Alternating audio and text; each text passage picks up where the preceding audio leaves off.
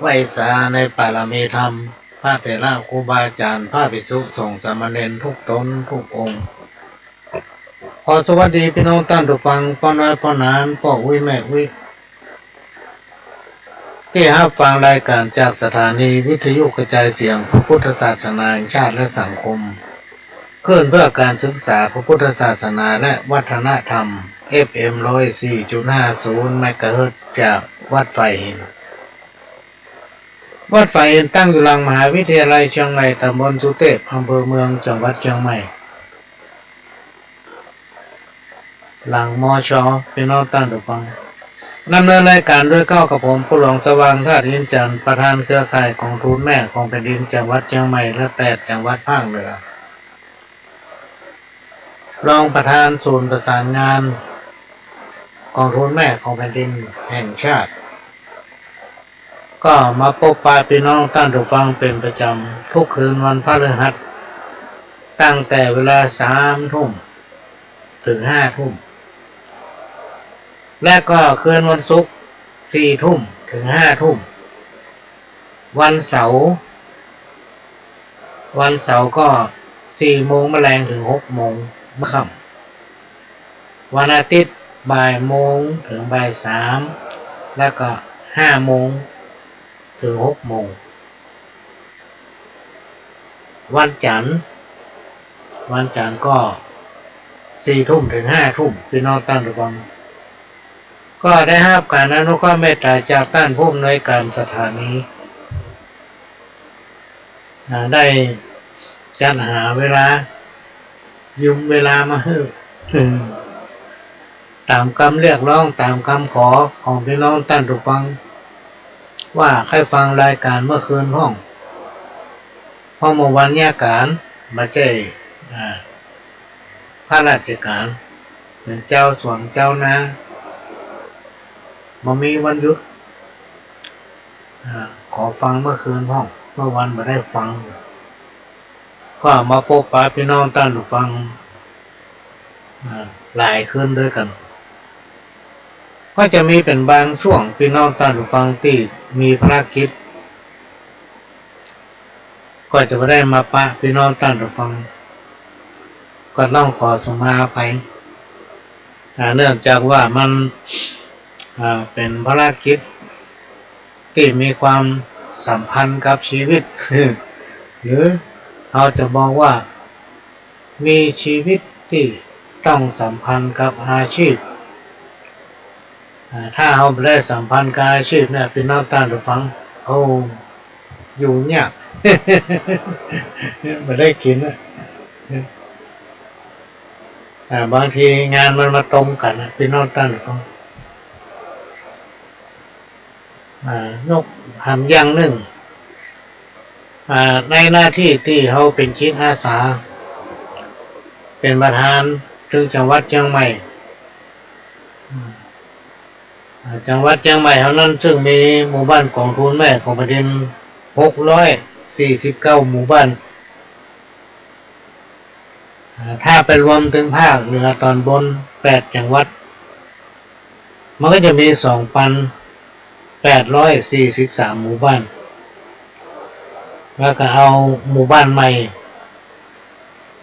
ที่ได้รับพระราชทานเงินขวัญถุงของทูตแม่ของแผ่นดินทำ128 หมู่บ้านก็2,900 ของหมู่บ้านพี่น้องท่านผู้ฟังแล้วก็ในช่วงระยะอันใกล้เนี่ยก็ได้รับการประสานจากทางสำนักงานพัฒนาชุมชนอำเภอเมืองเชียงใหม่ว่าอำเภอเมืองเชียงใหม่โดยท่านนายอำเภอเมืองเชียงใหม่ได้เป็นตัวแทนของอำเภอเดินทางไปเป็นเกียรติร่วมรับเงินขวัญถุงของทูตแม่ของแผ่นดิน โดยผู้ว่าราชการจังหวัดเชียงใหม่เป็นตัวแทนของจังหวัดไปรับพระราชทานจากกรุงเทพในปีนี้ได้รับการอนุเคราะห์เมตตาโปรดเกล้า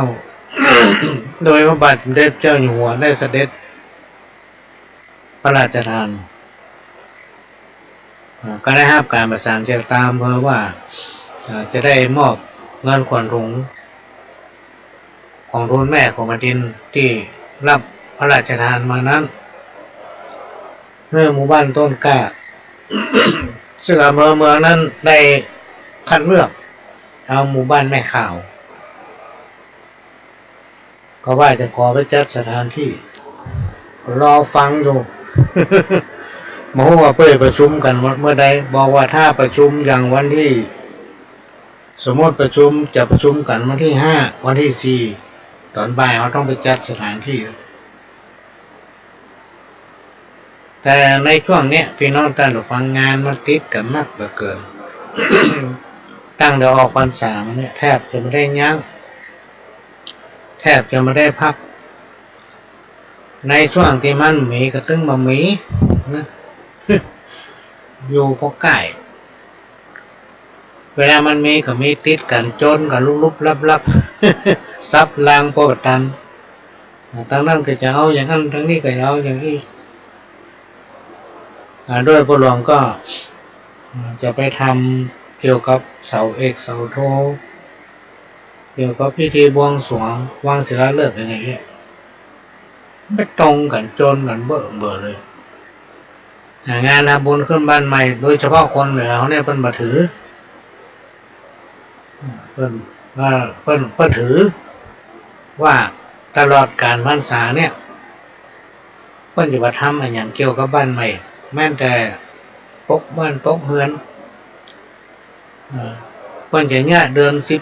อนกู้พี่น้องท่านผู้ฟังหลายๆท่านบอกว่าจะเป็นการพรรษาว่าอย่างก็แล้วแต่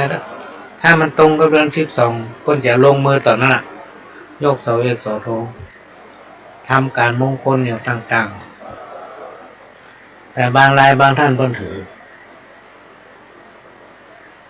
ถ้าพูดถึงส่วนใหญ่โดยทั่วไปเนี่ยพี่น้องท่านผู้ฟังในยุคปัจจุบันมันมีผู้รู้หลายท่านเป็นผู้รักผู้ใหญ่งานของแต่ละคนเนี่ยมันเหมือนกัน บางคนเนี่ยมีเวลาได้พักเลยมามีแม้กระทั่งวันเสาร์วันอาทิตย์ที่เป็นประกาศว่าหยุดติดต่อกัน 4-5 วัน 3 วันอย่างนี้นะบางงานเนี่ยมันจะได้หยุดนะพี่น้องท่านผู้ฟังต้องทำการบ้านคือเอาการในหน้าที่ของตัวน่ะมานั่งเกานั่งคิดนั่งพิจารณาที่บ้านวันไหนถ้าว่างนึกอยากจะทำก็ทำงานมงคลนี่นะมีผู้ใหญ่ท่านหนึ่งคนย้ายไปละ ที่ฮามูนะย้ายไปอยู่ได้ที่ไหนบอกว่าได้เป็นใหญ่เป็นโตไปแล้วมันได้หยุดตรงกับวันที่มันพอดีถ้าถึงตามรักพี่น้องท่านฟังวันเสียมันยังมาทีหลัง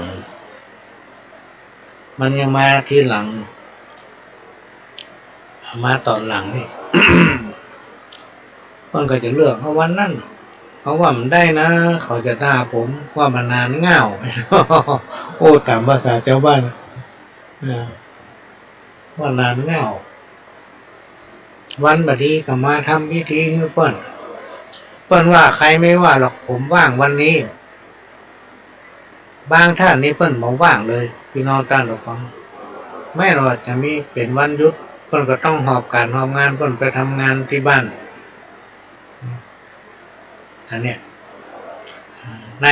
ในยุคปัจจุบันเนี่ยพี่น้องท่านผู้ฟังสมัยแต่ก่อนนี่ถ้าเขาพูดถึงโดยทั่วไปเนาะเวลาเมื่อค่ำเมื่อคืนเนี่ยเลิกดึงกึ่งคืน9 โมง 10 โมงไปไหนมาไหนนี่พ่อแม่มักจะเดือดละบอกอุ้ยแม่อุ้ยเมื่อค่ำเมื่อคืนไปหั่นไปนี่ คนดีเพิ่นไปกันมีก็คนบดีก็อยู่ทางกลางกองถนนบ่ คนดีๆเพิ่นไปกันเวลารับเวลานอนเนี่ยแต่ในยุคปัจจุบันเนี่ยพี่น้องท่านผู้ฟังแต่เจ้านี่ ออกจากบ้านไปลำพูนไปทำพิธีให้เพิ่นตี 4 โอ้รถเครื่อง หยับหยับบนถนนโอ้ห้องก็ฟังห้องเป็นไม่ยิงนะพี่น้องท่านผู้ฟังแต่งตัวยังคนทำงานเซเว่นเนี่ยประเด็นนี้มันมีหลายอะไรอย่างนะส่วนมากจะทำงานพัดเวียนเปลี่ยนกันห้องก็เข้าแมลงไปออกตอนเที่ยงที 1 ที 2ห้องก็เข้า2-3 ทุ่มไปออกตี 3 ตี 4อ่ะ รถเต็มถนนถึงรถจิ๊บรถเก่งนะพี่น้องท่านผู้ฟังบนถนนเอามาเทียบพอกับกำอู้ของคนสมัยก่อนเพิ่นบอกว่าพอเนอร์ในวันตั้งหน้านะหมู่คนเฮาตั้งหลายเนี่ยจะออกหากินเหมือนนกเหมือนหนูธรรมดานกนี่มันแจ้งมามันจะออกเนาะถ้าค่ำมาแดมเลยปิ๊กเข้าบ้านมาเข้าหางเข้าหยามาแต่หนูเนี่ยมันหากินตลอด บอกว่าเมื่อวันเมื่อคืนถ้ามีโอกาสออกไปหากินมันแม่นกรรมคนตะก่อนหมดพี่น้องท่านฟังมาตั้งในยุคปัจจุบันเนี่ยคนเอาจะแซบเปลี่ยนเวลากันไปเนี่ยการทำงานพัดเวียนหมุนเวียนเปลี่ยนกันอยู่หั่นเพราะว่าเมื่อวันเมื่อคืนเรียกว่าทำงานตลอด24 ชั่วโมงนอกจากว่ารอบนอกชนบทแต่ตามในเมืองในถิ่นที่มันเจริญเนี่ยพี่น้องท่านผู้ฟังที่มันใกล้หัวใกล้เวียงใกล้บริษัทห้างร้านใกล้โรงงานอะไรอย่างเนี้ยคนใครว่างไม่ใช่เหมือนเปิ้นเนี่ยให้เนี่ยนะเปิ้นอยู่กับสวนยกตัวอย่างทางเหนือเนี่ยทางเชียงดาวทางอะไรอย่างเนี้ยส่วนมากเพิ่นจำไปเนี่ยการนอกบ้านเพิ่นจะเนี่ยการทำให้ทำสวนนะแล้ววันพระทุกวันพระเนี่ยเพิ่นจะหยุดพี่น้องท่านผู้ฟังบางที่บางแห่งก็หยุดถึงวันโกนวันพระให้นอกหยุดถึง2 วันโดยเฉพาะพี่น้องชาวไต่พี่น้องท่านฟังวันพระเพิ่นเริ่มมาทำงานละไปวัดไปวาไปชอบทำบุญแต่งตัวจัดดีนะพาลูกพาเต้าเข้าวัดไปทานไปทำบุญไปไหว้พระพุทธรูปว่าฆ่าสัตว์ตัดชีวิตบรรยากาศเรียกว่ามหาสตางค์เป็นวันจ่ายวันเถอะเนี่ยประเพณีเฮาพี่น้องท่านผู้ฟังแต่ละพื้นที่มันจะแตกต่างกันไปอย่างรอบนอกในเวลามีการมีงานชาวบ้านจะเต็มเลยมี2 มา 2มี3 มา 3มากันหมดบ้านเลยมาช่วยกันคนละไม้ละมือเวลามีการมีงานตั้งก้อนหลวงพ่อแคว้นตั้งวัดจะมีการประชุมกันเต็มวัดเวลามีกินมีทานก็เต็มวัดเนี่ยสภาพของสังคมในยุคปัจจุบันเนี่ยมันจะต่างกันเริ่มจากสังคมเนี่ยถ้าเป็นชุมชนเมืองพี่น้องท่านผู้ฟังจะประชุมนี่ยากขนาดจะประชุมนี่ยากขนาดต้องแนเอาเฉพาะวันติดนะบางคนก็ไม่ได้หยุดเฉพาะวันติดมั่นใจเหมือนข้าราชการเป็นครูบาอาจารย์ทำงานธนาคารเนี่ยทำงานอย่างเงี้ยที่เป็นหยุดวันเสาร์อาทิตย์แต่บางทีก็วันเสาร์อาทิตย์ก็ไม่ได้หยุดคนทั่วไปเขาจะประชุมนี่จัดเงียบถามว่าคนนั้นจะว่างก็หาคนนี้จะว่างก็หาต้องเงียบจู่ๆประกาศห้องมาในของไม่ได้มากันเพราะติดภารกิจแต่ละคนก็มีชีวิตที่สัมพันธ์กับอาชีพเขาก็ต้องรู้ว่าจะประชุมถ้ามีการมีงานบอกว่าจะเป็นขึ้นบ้านใหม่แต่งงานบ้านศพนี่เนาะแต่ก่อนนี่ช่วยกันเนาะมี2 มา 2มี3 มา 3แต่ปัจจุบันเนี่ยถ้า บัดตรงกับวันหยุดบัดได้ไปน่ะพี่น้องท่านผู้ฟังเมื่อคืนหมอกไปยื้อคือเปิ้นหันหน้าปิ้งมาละห้องปลูกต้องไปแยกการต่อเนี่ยสังคมในยุคปัจจุบันเป็นอีกสิ่งที่เราจะละลืมบัดได้พี่น้องท่านผู้ฟังก็คือพระพุทธศาสนาก็คือวัดเนี่ยในฐานะที่ปหลวงนี่ใหญ่น้อยมากับวัดอยู่วัดตั้งแต่น้อยนะออกมาเป็นคนบ้านนี่พอใหญ่ละเป็นทุกเจ้าละออกมาเป็นคนบ้านสิ่งที่เขาจะละมาได้คือวัดเป็นนอกตั้งแต่ฟังเขาลองมาสังเกตพอเตอร์ถ้าผู้นำตั้นใดนะเป็นน้อยก็ดีเป็นนานก็ดีเป็นมหาสำเร็จ ใจมันเย็นนะอุปนิสัยแล้วก็ใจคอคำโอ้คำจ่ามันจะแตกต่างกับคนที่ไม่ได้เคยบวชนะไม่ใช่ว่าคนที่ไม่เคยบวชไม่ดีนะดีเหมือนกัน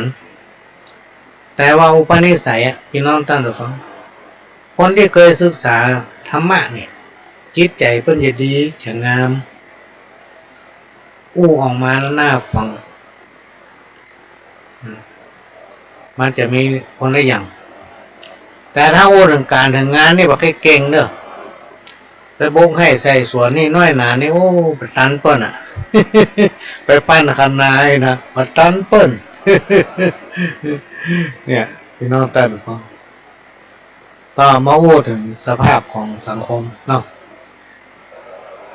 ก่อนที่จะนำเอาสาระสปะมาเล่าสู่กันฟังเนี่ยพี่น้องท่านผู้ฟัง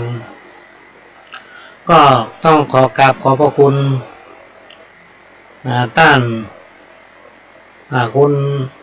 วรพจน์องคุตรักษานะท่านก็ได้บริจาคปัจจัยจำนวนหนึ่งทนุบำรุงสถานีโดยตอนเนี้ยท่านก็ที่อยู่อย่างมาเสร็จเพื่อจะนำเรียนท่านผู้อำนวยการออกใบอนุโมทนาเพื่อท่านจะได้เอาไปเปื้อนฝูงนี่กูบริจาคปัจจัยบำรุงสถานีเปิดใบอนุโมทนามาใบอนุโมทนานั่นแหละมันสามารถลดหย่อนภาษีอย่างได้หรอกเนาะ เอาไปให้เมียพออีกเถอะนี่สูค่าบริจาคสตางค์ไปอันเมียไปเชื่อเอาเมาะห้ามมีใบ ก็ต้องขอกราบขอบพระคุณเป็นอย่างสูงกับคุณวรพจน์องคุตรักษา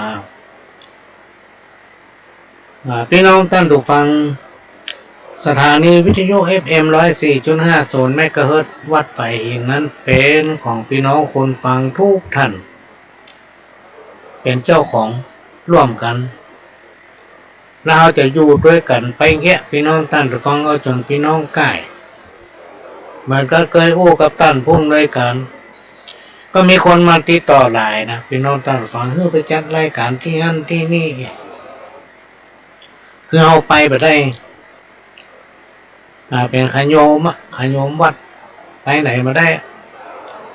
แล้วเป็นคนบ้านแต่พี่น้องท่านผู้ฟังมาได้จบปริญญาอย่างสักอย่างมีโอกาสได้มานั่งกับพี่น้องท่านผู้ฟังเนี่ยด้วยการอนุเคราะห์เมตตาจากท่านผู้อำนวยการได้ฝึกสอนมาเป็นขโยมเนาะต้านให้โอกาสก็คงจะอยู่ที่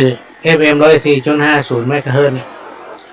นอกจากว่าจะมีสถานีใดสถานีหนึ่งที่เพิ่นเมตตา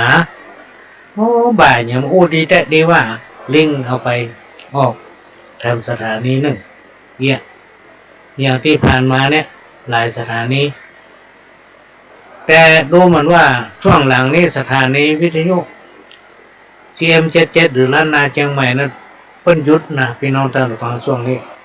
เพิ่นมาออกอากาศก็มีสถานีอื่นมีวิทยุชุมชนที่เป็นทดลองใช้เสียงก็นำมาจากรายการนี้ไปเผยแพร่ก็ต้องขอกราบขอบพระคุณ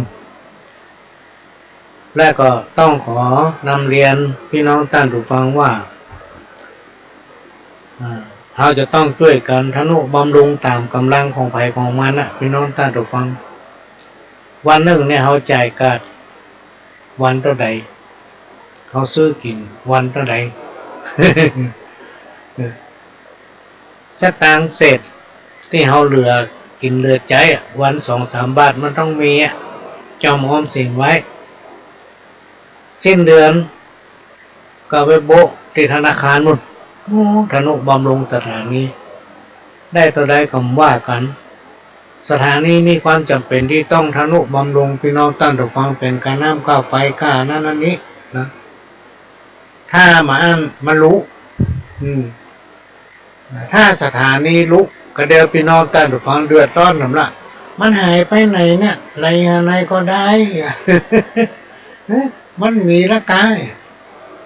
เหมือนพ่อหลวงเนี่ยมาได้จัดรายการจัดเมินบางคนก็เล่าว่าตายน่าจะตายละไอ้หนูน่าจะตายแล้วมันมาสบายก็ถึงว่าสักหน่อยการให้บอกว่างานนี้ถึงว่ามีอยู่ครั้งหนึ่งพี่น้องท่านผู้ฟังใบอนุโมทนาบัตรได้นะเนอะตอนนี้นะแต่มันยังมีที่สถานีเพิ่งอยู่เดี๋ยวพ่อหลวงจะโอกาสนี้ก็ไม่ค่อยว่างนะจะเอาส่งไปเฮ้ที่บ้านเนาะเลขที่บ้านเนี่ยคนก็เฮ้มาละเอามาแจ้งทางรายการนี่ไปได้เลขที่บ้านนี่นะมันก็โทรศัพท์มีโยมว่ะเฮียนปากทุเจ้า ได้โดนละเมิดลิขสิทธิ์ทุเจ้ามีคุณพี่คนหนึ่งเพิ่นโทรมาหาพ่อหลวงได้ด้วยความที่เขาก็บอกเคยเนาะในรายการเนี่ยพี่น้องท่านผู้ฟังถ้าตามร่างแล้วเพิ่นมาออกอากาศเนาะความลับเป็นความลับของบุคคลเนาะเขาก็เลยไปถามเพิ่นที่เบอร์โทรอันอย่างนี้แทนที่เขาจะถามกันนอกไมค์โทรหากันเล่นถามออกวิทยุพี่เพิ่นก็ซื้อเนาะเพิ่นก็บ่เคยอย่างพ่อหลวงเนี่ย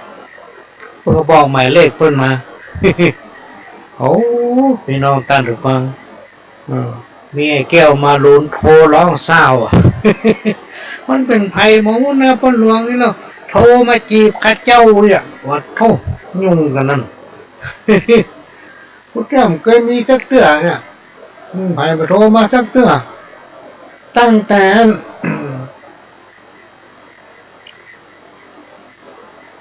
ได้เลยครับได้ครับแบบนี้ครับ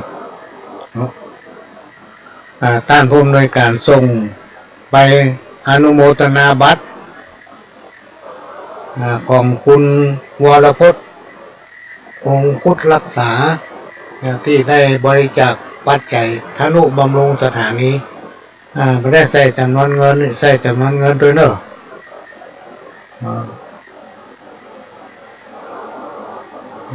ส่งมาให้พอแต่พระหลวงจะมาอ่านในนี้อ่านกระจื้อเพราะกันให้อ่านไปจะมีไอ้แก้วมาแสงติดต่อไปยุ่งเนอะ เหมือนกับหมูเนี่ยพี่น้องท่านฟังใจได้ไหมครับท่านผู้อำนวยการครับเหมือนกับหมูที่อันโทรศัพท์มาหาเขา มันไปหูเบอร์โทรได้อย่างใดเนาะโทรมาหาเชื่อเห็นนะเรามาสังเกตพอนะพี่น้องท่านหรือฟังถ้าไผ่มีสตางค์นักมันจะโทรเข้าบ่อยเนอะถ้าคนไหนมีสตางค์ฝากนักอีกนะแล้วก็ไปสัมพันธ์กับโทรศัพท์นะคนห้องว่าอย่างนี้มันในโทรศัพท์มันจะมีธนาคารอยู่นะฮะแล้วจะโอนเงินอย่างไปโอนทางโทรศัพท์เนี่ยอันนั้นอันตรายนะพี่น้องต้องไปธนาคารเพื่อเพิ่นทำลอกของตัวหลวงได้ไปเนาะไปธนาคารอย่างเงี้ยได้หาเกิดขอโทรมาจุห้องอู้ไปมามันร้องเศร้าคนในโทรศัพท์เขาพูดเอาเงินเอาไปหมดหลายๆคนต้องสูญเสียสตางค์เป็นล้านนะพี่น้องท่านผู้ฟังที่เงินบนสะสมมาไว้กินยามเท่าโดนไอ้หมู28-30 มงกุฎเพิ่มมาหลอกลวงเอา มันหู้เบอร์โทรถ้ามันหู้โดยนะว่าไผมีเงินฝากมีเงินฝากพี่กู้อย่างนี้พ่ออย่างพ่อช่วงที่เขามีสตางค์ในธนาคารเนี่ยมันเริ่มโทรมากว่า วางก่อนเข้าพรรษานั้นไปออกงานทำพิธีบวงสรวงวางศิลาฤกษ์อันนั้นนี่มันใจเงินนะเราก็บอกกล้ากำเงินนักเนาะหัวห้องเปิ้นไม่หายนะเปิ้นก็มักจะโอนเข้าบัญชีเนี่ยมันเป็นเงินหลายหมื่นเป็นแสนก็เคยมีแต่ปัจจัยว่าเงินคือเฮานะเอาต่อไปลงทุนซื้อนั่นซื้อนี่อ่ะที่มันจะเหลือก็เหลือไปกี่บาทอ่ะเหลือกี่ปันนะพูดง่ายๆพอมันหู้เงินเข้าเนี่ยมันโทรเขาติดโน้ตมันเงี้ยกันโทรมาเจ้าไม่ยิงบ่ายก็ใจแมลงก็โทรมาถามมันหู้เงินเรามีในธนาคารแปลกพวกเนี่ยมันหู้หมดพี่น้องตาดูฟังโอ้มันหู้ได้อย่างไรเนี่ยอันตรายก็เลยให้ชื่อว่าซาวมงกุฎมาใจ18มันเป็นซาวมงกุฎพวกเนี่ยอันตรายเนี่ยกรรมโบราณที่ว่าผีหลอกก็ยังพอทนเนี่ยเอากลัวผีตอนนั้นทำไปมันก็หลอกเขาไม่ได้ทำไปหามาลูกแต่คนหลอกคนเนี่ยเป็นน้องตั้งฟังสำคัญขนาดทำให้คนตายได้นะในการมาโอฟังกันเดียวเฮือต้านผู้อำนวยการต้านกับใจมีเวลาน่ะรับผลหลวงกรรมมีเวลาได้ขึ้นไปว่าโดยจะป้ากันอยู่วันที่18เนี่ยมันจะไก่ไปก่อนเนาะใบอนุโมทนาบัตร อนุโมทนาบุญของคุณวรพจน์คงพุทธรักษาได้แล้วที่ท่านผู้อำนวยการขออนุโมทนาสาธุอยู่ดีมีสุขแก้วแหว่งเงินคันไหลมาเทมานึกอันใดให้ได้ดังใจนึกทุกประการกินข้าวลำนอนรับเนอะอย่าไปฝันให้สุขภาพแข็งแรงสมบูรณ์มันก็ฝรั่งท่านนึงพี่น้องตาดอกบังแกมาบอกว่าผมจะทำอันนั้นจะทำอันนี้เกี่ยวกับพิธีกรรมหีบห้อยประเพณีเขาเนี่ยเราถามว่ายูต้องการอะไรอย่างมันบอกว่าไม่ต้องการอะไรถ้าคำไทยคำเมืองจ้าเนี่ยฟังผู้เรื่องมาต้องการชนะไม่ต้องการแพ้แล้วยูต้องการอย่างว่าอยู่ดีมีสุขต้องการอยู่ดีมีสุขถ้าเอาอยู่ดีมีสุขพี่น้องท่านฟังเรื่องม่วนอกม่วนใจเนาะกินได้นอนหลับสุขภาพแข็งแรงสมบูรณ์เหี้ยเนี่ยอันเนี้ยเป็นบุญนะ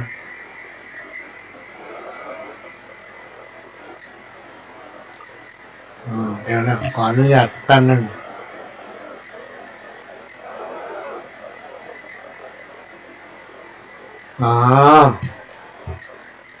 ไม่ได้แจ้งว่าเป็นหยังหมอออกอากาศบอกกระจื้อมันมาได้ว่าจื้อไป2 เตื้อแล้ว ลาบเค็ดไอ้พี่นั่นเปิ้นโทรมาเฮาไปถามเปิ้นเบอร์โทรไอ้พี่เบอร์หยังเนี่ยเปิ้นบอกให้เฮาโอ้ปู่แก้วมาแสงโทรร้องหลัง ไปจีบเปิ้นดีจ้ะแฟนเปิ้นบ่ฮู้เรื่องแต่ว่ารายการพ่อหลวงวางนั้นยังได้น่ะแมวโทรไปหาก็เดินมีคนโทรมาจีบแมว ยุ่งมันเป็นลิขสิทธิ์ก็นั่นจำเลยพี่น้องท่านฟังตั้งแต่วันนั้นมาละแต่เขาบอกกระจื้อนี่บล่างจะเป็นอย่างเนาะก็เจอนะพี่น้องท่านท่านฟังอย่างที่พูดตะเกียว่าวันนึงเขากินใช้เสี่ยงตะใดเอาก็สตางค์เสร็จที่เขาได้นะเก็บไว้พี่น้องท่านฟัง30 วันเนี่ยบ่ลังได้กันน้อย เอาไปธนาคารบ่ต้องไปที่วัดก็ได้มันไกลไปธนาคารทุกธนาคารไปบอกเขาเปิ้นบอกโอนสตางค์ธนุบำรุงสถานี เดี๋ยวพ่อหลวงจะบอกหมายเลขบัญชีสถานีวิทยุทำข้างหนึ่งเนอะเขียนปากกาเขียนดินสอไว้จดทำข้างฝานะก็ได้พี่น้องท่านผู้ฟังมันมาหายถ้าจดใส่กระดาษจมเสื้อก็เดียวไปซักอยู่นี่ เปียน้ำถึงมันก็ไปตกหายหมายเลขบัญชีธนาคารของสถานีวิทยุ FM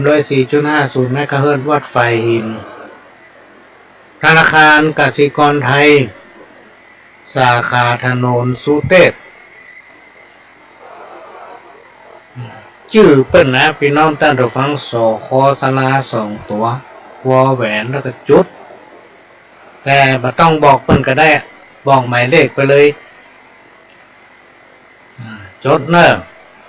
4712274 จะบอกทำรอบหนึ่ง4712274 แล้วก็เบอร์โทรของพ่อหลวงถ้าเป็นมือถือเนี่ยพี่น้องท่านผู้ฟังเบอร์มือถือเนี่ยใช้มาเป็น30 ปีแล้วนะบ่เคยเปลี่ยนแต่บางทีถ้าท่านโทรมามันอาจจะไม่ได้ครับ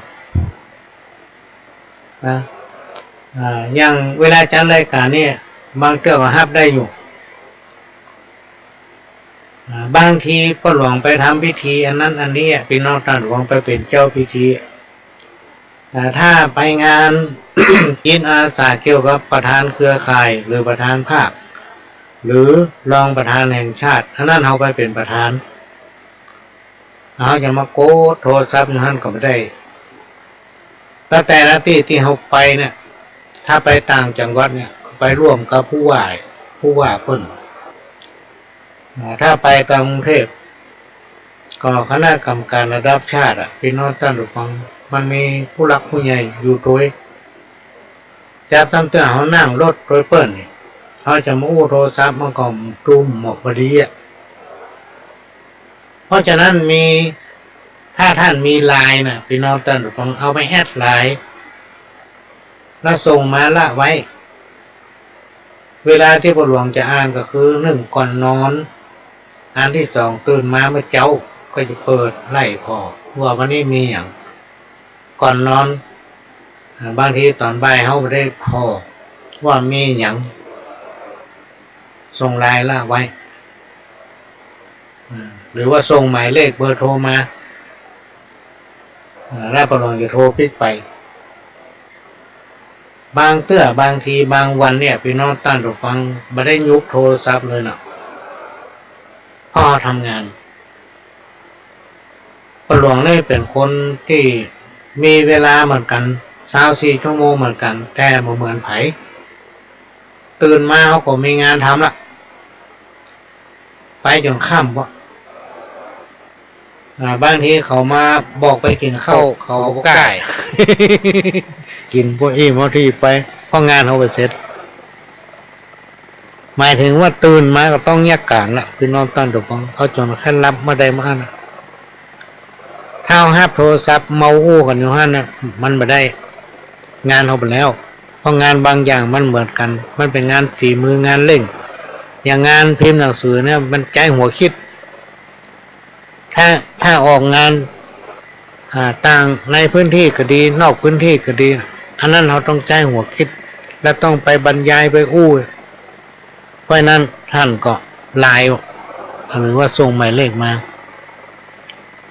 บางคนก็คิดว่าเขาโทรไปมันก็มาฮับ รับบักแป้ตามมือเนาะเบอร์โทรของพ่อหลวงแต่วันนั้นคุณวรพจน์วงศ์พุทธรักษานี่เพิ่งก็ได้เบอร์โทรจากการฟังรายการเนี่ยเป็นแฟนรายการเวลาจะโทรมาหาพ่อหลวงก็บอกให้หน่อยเนาะว่าเป็นแฟนรายการหรือว่าเป็นคนนั้นคนนี้อยู่ที่นั่นที่นี่เพราะคนเจอเหมือนกันมันนักพี่น้องท่านผู้ฟัง อย่างชื่อแก้วเนี่ยมีกูบ้านอ๋อ ถ้าเอาไป10อำเภอไหนมีกี่บ้านอ่ะแต่ละบ้านมันก็มีชื่ออันเดียวกันหมดอ่ะแล้ววันเขาต้องปะคนเป็น10เป็น20อ่ะบางที่บางงานคนเป็นร้อยๆพี่น้องท่านฟังแล้วเอาคนเดียวเขาจำมาได้หมดก็ยังแง่มาให้หน่อยว่าเป็นไผที่ไหนยังได้เคยได้ไหมชื่อไว้แล้วตึ้งบอกคือไผเนอะโทรศัพท์ของพ่อหลวงนี่นะโดยเฉพาะในครอบครัวของพ่อหลวงเนี่ยถ้าจดหมายเขามาวางหั่นก็วางหั่นถ้าเขามาแกะไผนึงมาแกะมันก็โทรศัพท์เนี่ยไผจะโทรมากกี่สายถ้าเขามาฮับคนอื่นก็ต้องมาฮับเพราะมันเป็นสิทธิ์ของไผมันอยู่ก็ไผของมันทำหน้าที่ของไผของมันนะถ้าเอาแบ่งหน้าที่และทำหน้าที่ของไผของมันอยู่กันม่วนพี่น้องตั้งถูกของปัญหาก็มีก้าวไกลกันไปก้าวไกลกันมาหาความเจริญเนี่ยหมายเลขโทรศัพท์ของพ่อหลวงเตรียมจดเนอะเมมใส่โทรศัพท์ถ้าโทรหากันก็เดียวมันก็ขึ้นไลน์คนเดียวมันนะ081 706 5056เดี๋ยวจะบอกหำล่องถ้าเป็น call center ห้ามโทรมาเนอะ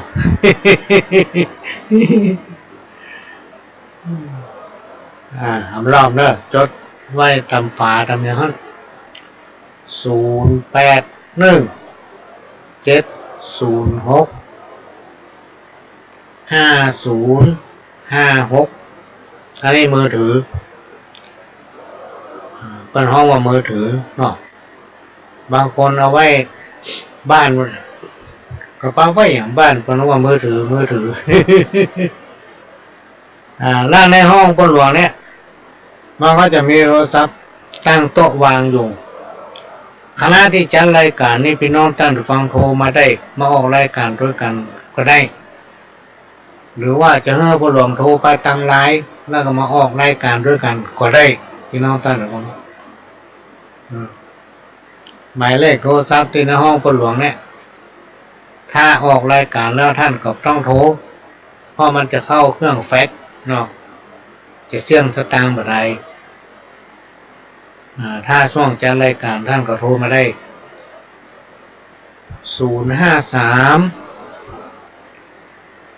110 638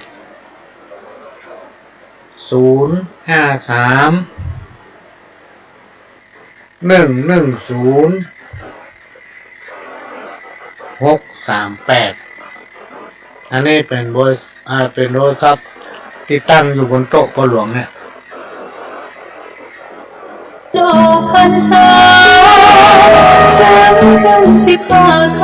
กฐินสามัคคีเข้าถวายกับพระภิกษุที่จำพรรษาต้นไตรมาสของวัดร้องอ้อตำบลสันวิเทออำเภอเมืองเชียงใหม่จังหวัดเชียงใหม่ตรงกับวันอาทิตย์ที่ 26 พฤศจิกายน พุทธศักราช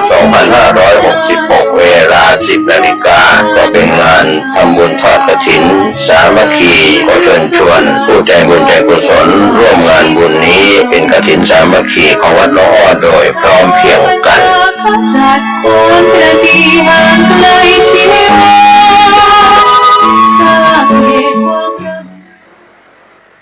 ในวันที่26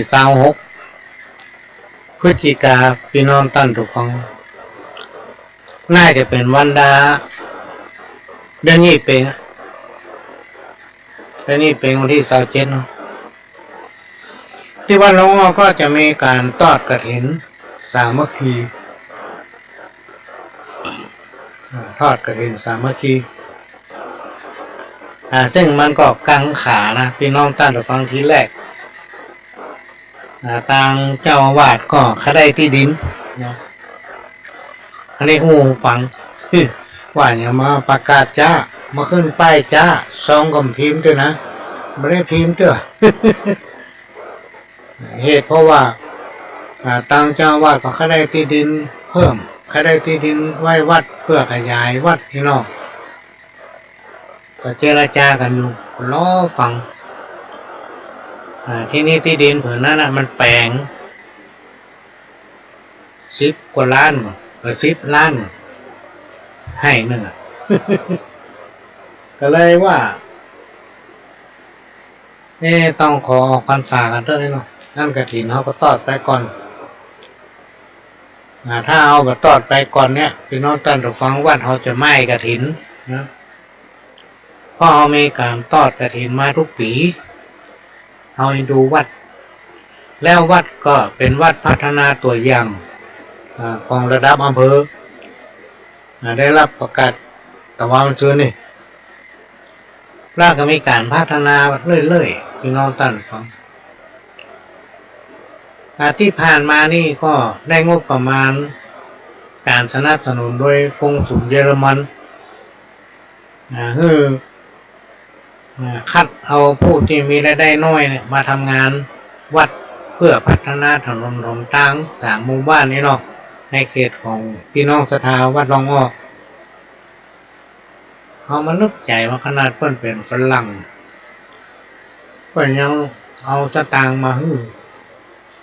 คือชาวบ้านพัฒนาบ้านเฮาพัฒนาบ้านตัวเก่า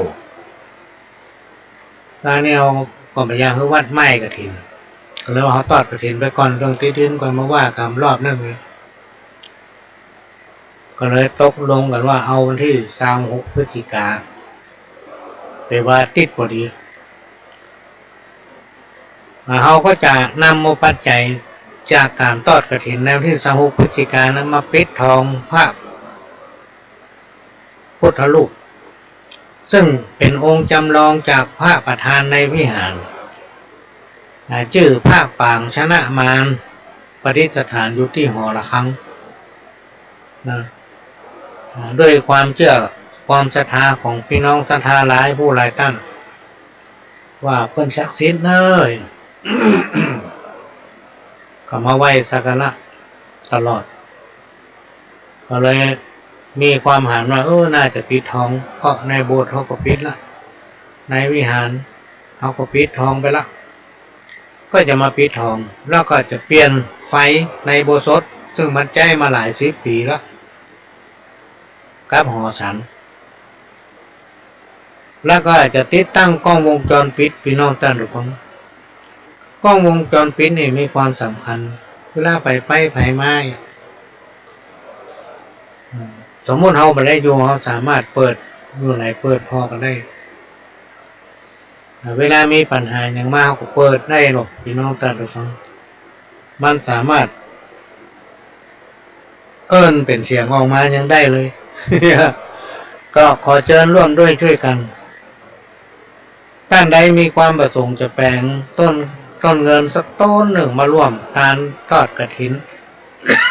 ก็สามารถทำได้โดยเฮาไม่ได้เจาะจงว่าท่านจะต้องมีสตางค์ทหารต้องเอละมาตานกฐินมาใจตามกำลังของใครของมันท่านก็ไปแจ้งทางวัดได้ท่านจะเป็นเจ้าภาพน้ำดื่มเลี้ยงพี่น้องศรัทธาที่มาร่วมกินร่วมทานในวันทอดกฐินก็ติดต่อทางวัดหรือว่าจะเป็นเจ้าภาพลงทานอาหารเลี้ยงพี่เลี้ยงน้องก็ไปติดต่อทางวัดเพื่อเขาจะได้จัดสถานที่คณะกรรมการว่าจะได้จัดสถานที่ตั้งโต๊ะติดป้ายลงทานเนี่ยคงจะเอาไว้ในวัดนอกจากจะเอาไว้ทางนอกก็ได้ ก็ได้เนี่ยลงทานนี่จัดสำคัญนะพี่น้องท่านทุกคนบางที่บางแห่งที่มันกว้างเพื่อนย่อมตันได้ประชาสัมพันธ์พระสงฆ์องค์เจ้าย่อมได้ฉันเพลเพื่อ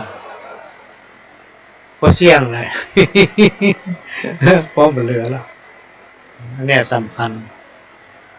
พี่น้องท่านทุกฟังที่อยู่ไกล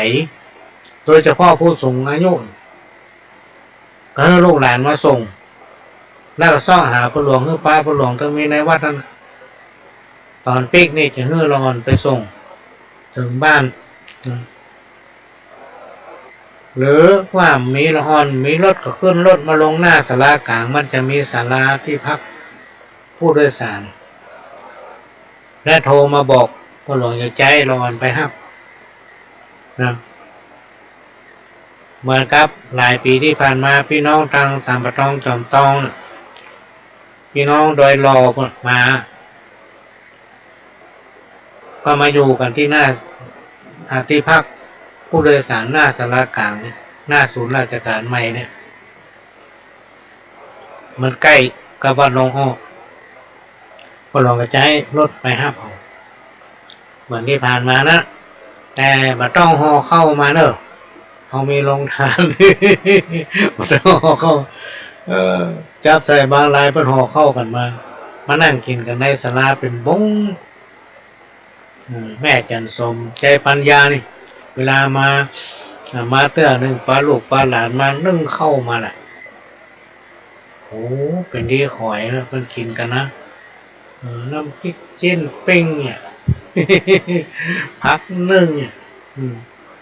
ผู้ส่งเอาไว้ทั้งหลายเนี่ยมันชอบกินพักนึ่งถ้าไผ่เอาพักไปลวกวิตามินมันออกไปอยู่ตัวน้ำหมดถ้าเอานึ่งเนี่ยเป็นน้องตันตะฟังมันเป็นวิตามินว่ะ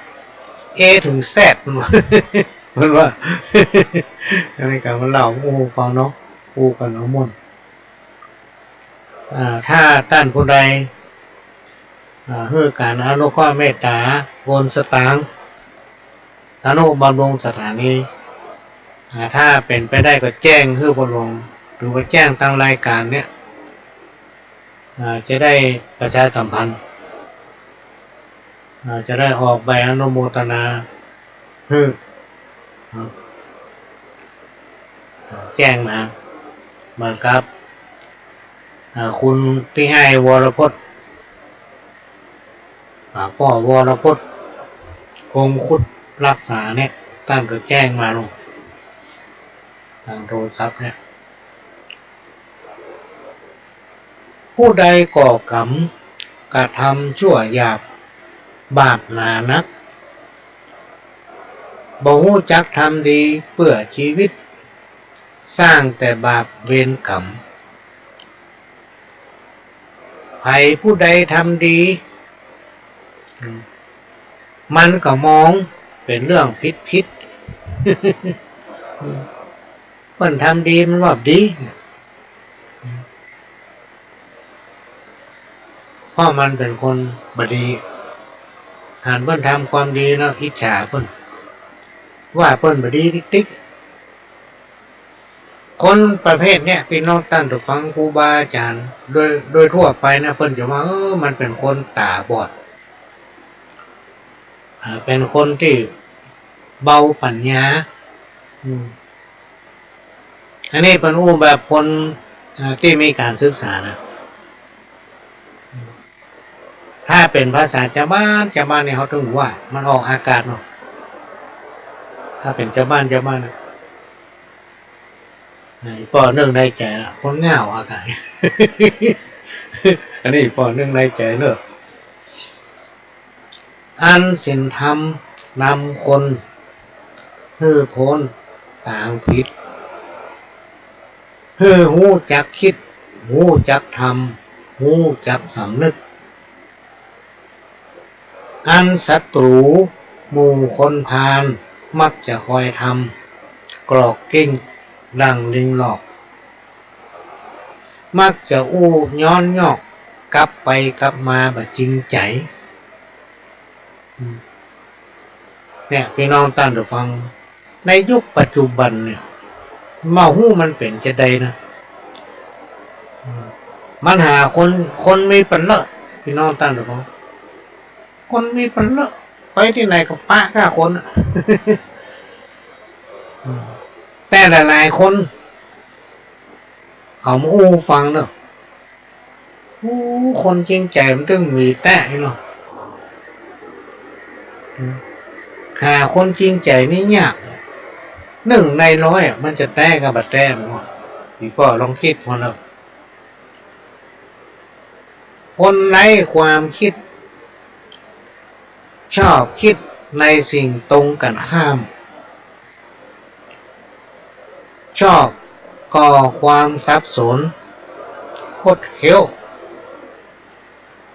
ชอบยุให้คนอื่นคิดกันหรือเบียดเบียนกันเป็นห้องว่าเป็นคนที่สิ้นศีลธรรมบรรณาโมธรรมะคำสั่งสอนขององค์พระสัมมาสัมพุทธเจ้าที่ถึงโลกเนี่ยเป็นยกย่องว่าธรรมะอันเป็นคำสั่งสอนขององค์พระสัมมาสัมพุทธเจ้านั้นสร้างความสันติสุขให้คนในโลกทำเมื่อคนฮักกันทำเมื่อคนใจงามทำเมื่อคนใจดีทำเมื่อเกิดความสมัครสมานสามัคคีมีจิตใจเอื้อเฟื้อเผื่อแผ่เพราะจิตใจเป็นศีลเป็นธรรมถ้าคนที่ไร้ศีลธรรมเนี่ยมันถึงว่าเอาเลยบอกคิดถึงศีลถึงธรรมอย่างสักอย่างนะมันเอาใจมันว่าไปเลยว่าไปเลยเพราะฉะนั้นถ้าหูว่าคนนี้มันเป็นคนที่มีศีลมีธรรมจัดเขาอยู่ในประเภทคนที่พาลหาเรื่องคนนั้นน้อยหาเรื่องคนนี้น้อยกำกู้ของมันเนี่ยจะไปใกล้มันพี่น้องตั้งหรือเปล่าปล่อยให้มันอยู่คนเดียวนะคติสอนใจคำที่เป็นสุภาษิต สังคมใดอยู่ร่วมกันแบบขาดน้ำใจหรือแรงน้ำใจซึ่งกันและกันโบราณกล่าวไว้ว่าเป็นเหมือนอยู่ในโลกแคบมีอธิบายสั้นๆว่าถ้าเป็นคนแรงน้ำใจนะพี่น้องตั้งดูฟังบริวารก็ตึงมีไอ้ตึงมาใกล้มันเพราะมันเป็นคนแรงน้ำใจ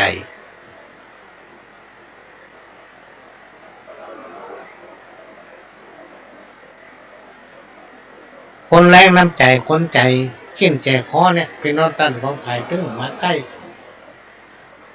แล้วมันก็ตึงไปจริงใจกับไผ่สักคนนะ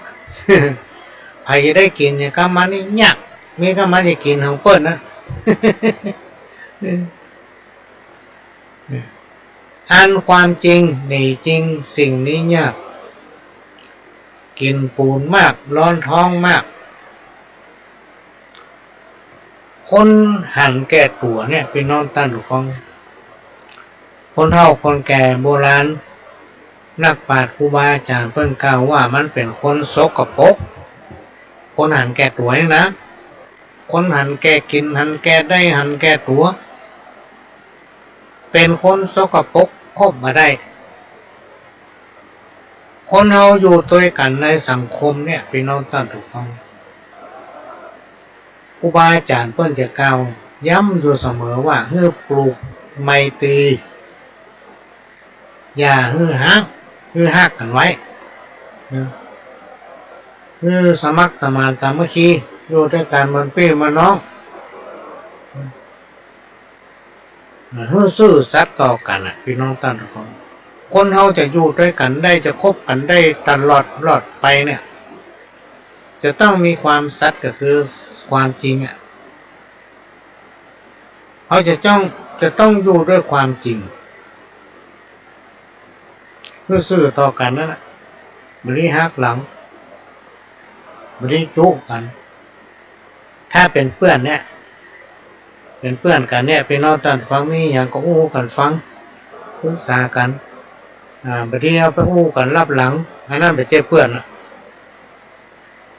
ถ้าเพื่อนทำมันอย่างผิดพลาดไปก็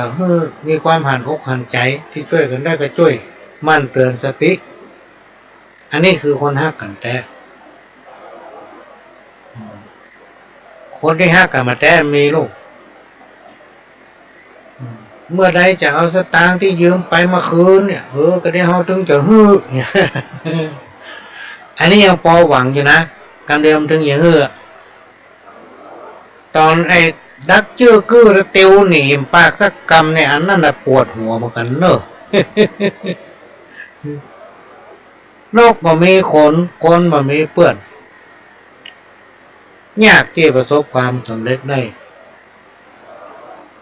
เชื่อว่าหลายท่านหลายคนจะต้องเคยได้พบได้ปะกรรมที่กล่าวมาเนี่ยการคบคนเนี่ยเป็นน้องท่านผู้ฟังยังคงเป็นสิ่งที่สังคมทุกยุคทุกสมัยต่างก็ยังให้ความสำคัญเกี่ยวกับการคบคนเนี่ยการประกอบกิจการใดก็ตามบอกว่าจะน้อยหรือว่าใหญ่ถ้าลองทำคนเดียวบ่มีมิตรสหายบ่มีผู้ร่วมงาน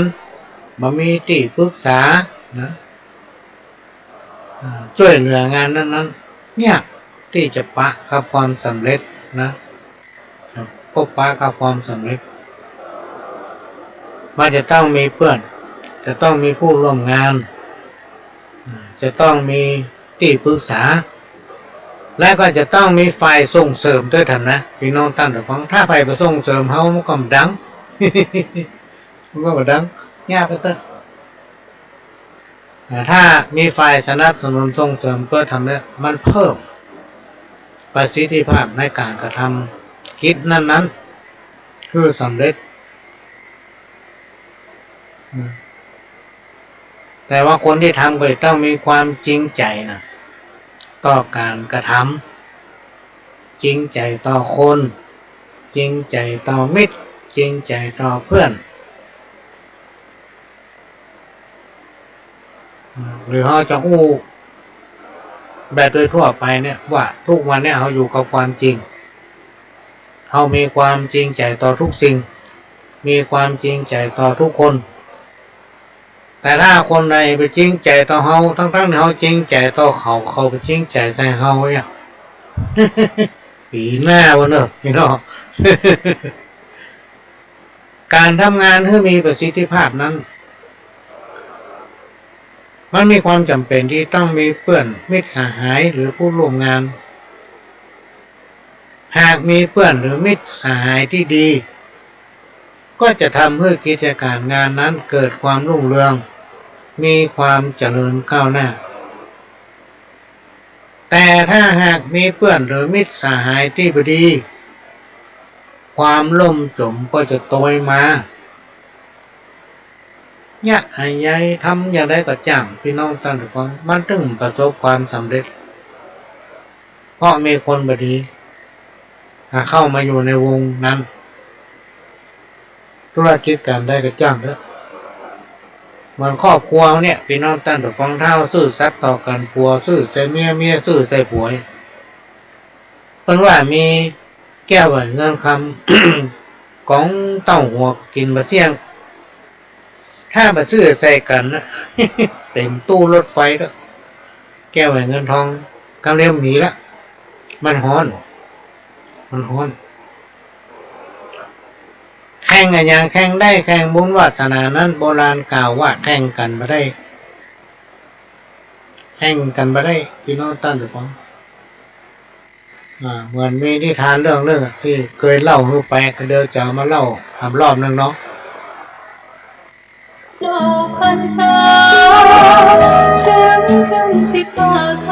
กฐินสามัคคีเข้าถวายกับพระภิกษุที่จำพรรษาท่วนไตรมาสของวัดร้องอ้อตำบลสันมิเชื่ออำเภอเมืองเชียงใหม่จังหวัดเชียงใหม่ตรงกับวันอาทิตย์ที่ 26 พฤศจิกายน พุทธศักราช 2566 เวลา 10 นาฬิกาก็เป็นงานทำบุญทอดกฐินสามัคคีขอเชิญชวนผู้ใจบุญใจกุศลร่วมงานบุญนี้เป็นกฐินสามัคคีของวัดร้องอ้อโดยพร้อมเพรียงกันจัดความประดีห่างไกลชีวาสร้างเหตุความรักก็ก่อนที่จะนำเอาอย่างอื่นมาอู้พี่น้องท่านผู้ฟังก็จะมาอ่านข่าวให้ฟังอย่างสักบทหนึ่ง อันนี้เพิ่นส่งมาเมาล่ะพี่น้องท่านผู้ฟังจากหมอหัวเพิ่นยังมีอยู่ก็ตอนเนี้ยคุณแม่เลี่ยมแก้วพุ่นแก่ห่มลำปางเรื่องเตือนใจผู้สูงอายุประเดี๋ยวเป็นห้องผู้สูงอายุเนาะมันจะเท่าได้จังแล้วเพิ่นเริ่มว่าคนเท่ามีแม่เว้ยคนหนึ่งโอ้ยโคตรหน้าดำหน้าแดง ไปหาหมอปิ้งมาถึงบ้านเอายาขว้างเข้าหัวบ๊บ โอ้แม่ยังได้น่ะหมอเปิดยาให้มาเอาขว้างเข้าหัววะกูตึงมากินนี่เนาะกันนี่ไปปลากูไปซ้ำผมแย่เนาะหาว่ากูเป็นสักยังอะเป็นโรคชรานี่เนาะโอ้โคตร หมอว่าไม่ไว้ว่าเป็นโรคชราโคตรหน้าดำหน้าแดง ผู้สูงอายุยังควานหน่อยคนเท่าแก่แล้วไปเนี่ยอย่างแถมผมขาวพอแซมผมดำพอเสี่ยงทำใจดีๆอย่ามีหม่นเมี่ยงยิ้มหัวเราะไปอย่าจดทำใจจื่นบานการงานต้องงดทำแต่น้อยพอแหงลูกมาเมื่อเจ้านึ่งเข้าอุ่นแกงถ้าบ่มีแหงปล่อยให้ลูกเต้าเฮาต้องรักษาหน้าตาลูกเบ้าทุกวัยวันไปอย่าทุกวันไปเมื่อเจ้าแต่งหน้าหวีผมแต่หัวถึงเท้าแปรงฟันก่อนเข้าเตาไฟแปรงฟันตอนเจ้าเชื้อโรคอาศัยกู้กับไผผู้ใดกินปากเหม็นเจ้า หลังกินข้าวทุกมื้อควรแปรงฟันด้วยอย่าละต้านมีฟันปลอมชวนกินสปะควกออกมาล้างได้เป็นขาวจะยิ้มก็ดีเสน่ห์ฟันขาวเขี้ยวจะยืนยาวบ่เจ็บปวดได้ออกกำลังกายไปมาเหนือใต้ลุกย่างยืนเตียวยืดเนื้อบิดตัวอย่ามัวฟักเฟื้อออกเหงื่อยืดเส้นดันแอวอาหารทุกมื้อของกินของอ่อนเหลวหาน้ำมาแตวไว้ที่ปังข้างเหล้ายาป่าปิ้งบัดห้ามาอ้างลาบซ่าเบาบางพ่องเตอะกินจำพวกพักผลไม้เยอะๆยกเว้นพวกอั้นไขมันบุหรี่ก็แล้ว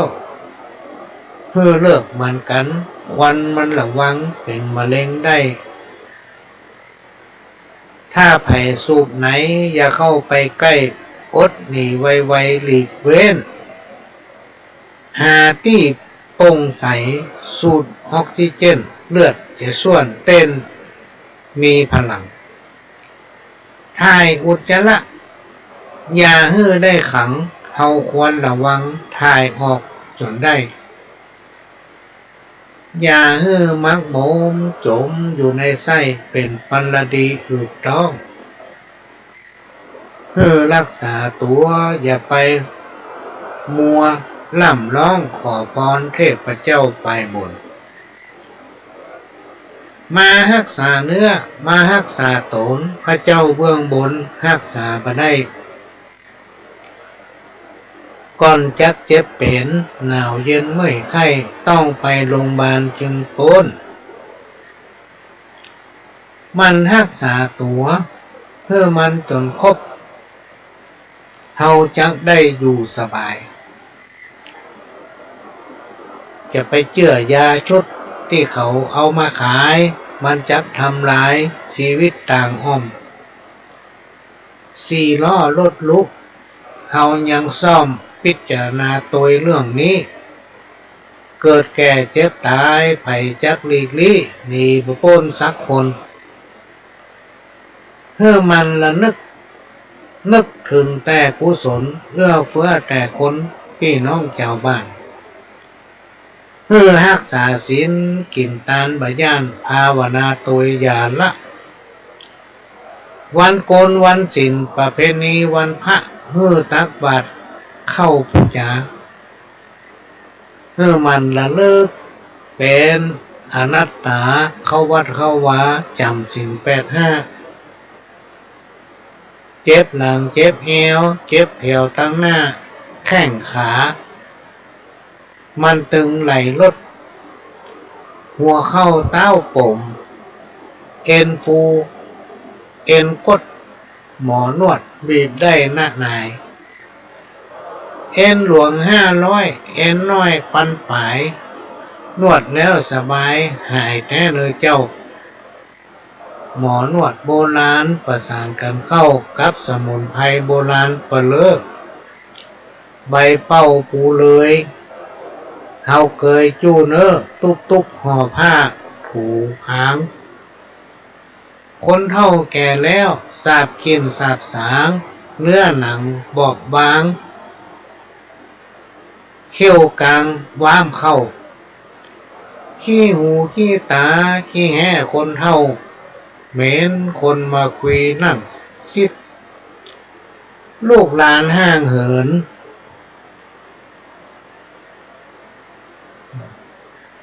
บาจำเริญมิตรนั่งชิดอยู่ใกล้เหม็นไอคนเฒ่าแก่แล้วเนื้อบะสดใสชำระเหงื่อใครอาบน้ำทาแป้งต้องมันสะหัว7 ตัวให้แห้งแล้วเอาแว่นมาแยงคอสิ เข้าภาวนานั่งสมาธิระลึกรอบด้านของธรรมคนเฒ่าแก่แล้ววัดตัวประจำอสมธรรมวัดความดันเท่ามันไปหาหมออย่ารอโรคเข้าตัดไฟแต่ต้นลมก่อนแล้วก้อยไปหมอจะช่วยได้เฮาเป็นอย่างแต่หมอจะจี้แจงเพื่อหายระแวงบ่ใจผีเข้าโรงพยาบาลไหนมีแต่คนเฒ่าเพราะเป็นไม้ใกล้ฝั่งบำเอิญเต่าใดก็จักกากาดแก้วลาละลูกแก้วเข้าโรง เงินทองสิ่งทรัพย์ ตีดีปงก็ปงอย่าไปพ่อวงตายแล้วเอาไปบ่ได้ตายแล้วเอาไปบ่ได้ นี่มีแตะพี่น้องตาดูฟัง ต้องขอสุมาภัยเนอะมันจะรู้เป็นวัดแล้วโดนแอร์ก็ได้นะแล้วห้องเปิดแอร์ก็หัวคอมมันฮ้อนก็ได้มันจะแห้งไม่ดับไปหน้าสื่อ ต้องเอาใจไม่น้อยตายแล้วอย่างประตูบ่ได้อันนี้มีแต่มีพรรคพวกเพื่อนฝูงเนี่ยเขาลุยพี่น้องตั้งไม่ใช่ว่าเขามาหาตั้งหน้าตั้งตาทำการทำงานแล้วร่ำรวยนะมันรวยมาจากพ่อจากแม่มาอู้ฟังอุ้ยพ่อมีน้ำหูกี่ปั่นรถพอมีที่จอดบ้านตัวเก่าเนี่ยหลังใหญ่หลังดวงเตี้ยวก็บอกย่างบอกไหว บางทีหลง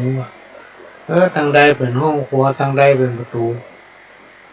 ทางหน้าทางหลังประตูนักกว้างอยู่กันหลายเป็นครอบครัวใหญ่พอตายไปโอ้นอกจากไปได้อย่างไปคนนั้นเอาสตางค์มาเป็นมัดอ่ะบางคนก็ถอดสร้อยเฮิมซ้ำอ่ะสร้อยอยู่ในคอดุด้วยความหักพ่อหักแม่มาเฮ้ยแม่ไปจำนำตั้งหน้าพุ่นเนอะอย่า ซื้อกินซื้อว่าตั้งหน้าพุ่นถ้าเป็นสตางค์สดเนี่ยถ้าเป็นสร้อยเป็นแหวนก็ถอดเพิ่นเลยอ่ะ โป๊กผ้าอ่ะต้องพลกับหมายอ่ะลูกกลัวมันหลงเอาไปจงจำนำตั้งหน้าพุ่นเตอะได้พกสตางค์มาว่าถอดสร้อยคอถอดแหวนตายพ่อผมตายหลายยังตั้งถอดจิตเดี๋ยวเอาคืนแล้วนั่นของกูนั่นของมึง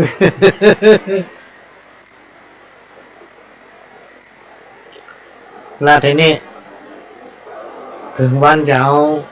ไปประชุมเพลิงจะต้องมีการทำบุญพ่ออาจารย์ก็จะมากราบน้ำไหว้พระสมาธิโอกาสเว้นตาเนาะข้าบ่ได้ยินว่าพ่ออาจารย์ว่าโอ้ลาสิกให้นั่นก็เอาตาลฮื้ออีหมูว่าเลยเนาะส่วนเมียน3 ที่ก็เอาตาลฮื้อก็บอกว่าไอ้เนาะ ในที่สุดบ้านเอารถเอาเฮือนเอาสวนเอานาตาลฮื้อมีไปกับตัวคนเดียวเอาไว้เผาเนี่ยเพิ่นว่าพี่น้องตอนดูฟังเมื่อเขาตายไปนะสิ่งที่ตัวเขาไปก็คือบาปบุญคุณและโทษก่อนที่คนจะตายเพื่อทุกเจ้าประเทศทำเพราะอย่างมีคนเท่าบนอู้ฟังเพื่อให้จิตมันต้อมแล้วคนที่ใกล้จะตายนะแล้วนึกถึงสิ่งที่ดีๆพี่น้องตอนดูฟังนึกถึงของกินของทานนึกถึงสิ่งที่ดีๆที่เขาทำมาน่าฟังนะพี่น้องแต่วันนี้คนเฒ่าของฟังไม่ใช่คนเฒ่าพูดสูงวัยพูดสูงอายุคนฟังเพื่อนึกถึงสิ่งที่ดีๆนึกถึงที่เขาเคยกินเคยทานนะอย่างคนแต่ก่อนเป็นว่าแม่อ้วยนะมันขายหวยมั้งมันขายหวยอาชีพของเปิ้ลขายหวยจุกพอใกล้จะตายก็ไปเอาวัดมันไก่เอาผู้จารไปสอน ผู้จารเมื่อจ้างอ้วนเนอะอุ้ยว่าตัวเฮาเนอะสัมมาอรหังสัมมาเพื่อให้จิตใจมันตั้งไงเมื่อนึกถึงบุญกินบุญทานที่ไม่เคยสร้างมาเนอะนายผู้จารเพิ่นจ้างว่าเฮ้ย ว่าตัวเฮาเนอะแม่เนอะสัมมาอรหังสัมมาอรหัง น้อยของว่าตัวด้วยความที่เปิ้นมีอาชีพขายหวยจูบพี่น้องตั้งทุกคนว่าสัมมาอรหังสัมมาอรหังว่าไปจะไปตอนสุดท้ายเอาหอยกูมาเอาหอยกูมา เป็นอาชีพของเปิ้นนึกถึงแต่สิ่งดีๆนะถึงรู้เจ้าไปสอนไปเทศธรรมสอนพุทโธธัมโมสังโฆนึกถึงบุญกินบุญทานเนี่ยเป็นสิ่งที่เขาจะได้ตัวไปแต่บาปบุญคุณและโทษเนี่ยมันมีพี่น้องตั้งถูกฟังแล้วมันมีไผ่แตนไผ่เปิ้นเอาบันทึกไว้ในสมุดหนังสาพุ่นแล้วว่าได้ทำอย่างไว้พ่องไปจุบันทึกมาได้ในโยมโลกนะอันนี้ถามในธรรมมันออกในธรรมมาไปแจ้งมาโลกมนุษย์โลกเมืองคนเขาเนี่ยมันมีคนใหม่หรอกพี่น้องตั้งถูกฟังมันหลีกเลี่ยงได้อยู่ตั้งทนายสู้เข้าไป เป็นตัดสินยื่นอุทธรณ์ขอเยี่ยแต่ในโยมโลกไปหน้าที่หมู่เขาต้องหลายจะต้องไปนะมันมีทนายมันมีการยื่นอุทธรณ์นะมันเป็นโลกแห่งความจริง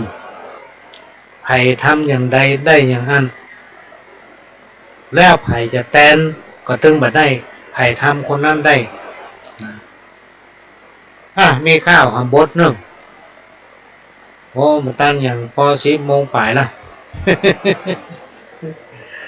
10 โมงป่ายละยศและลาภหาไปบ่ได้แน่ได้แต่ต้นทุนบุญกุศลทิ้งสมบัติของตนไว้เพื่อปวงชน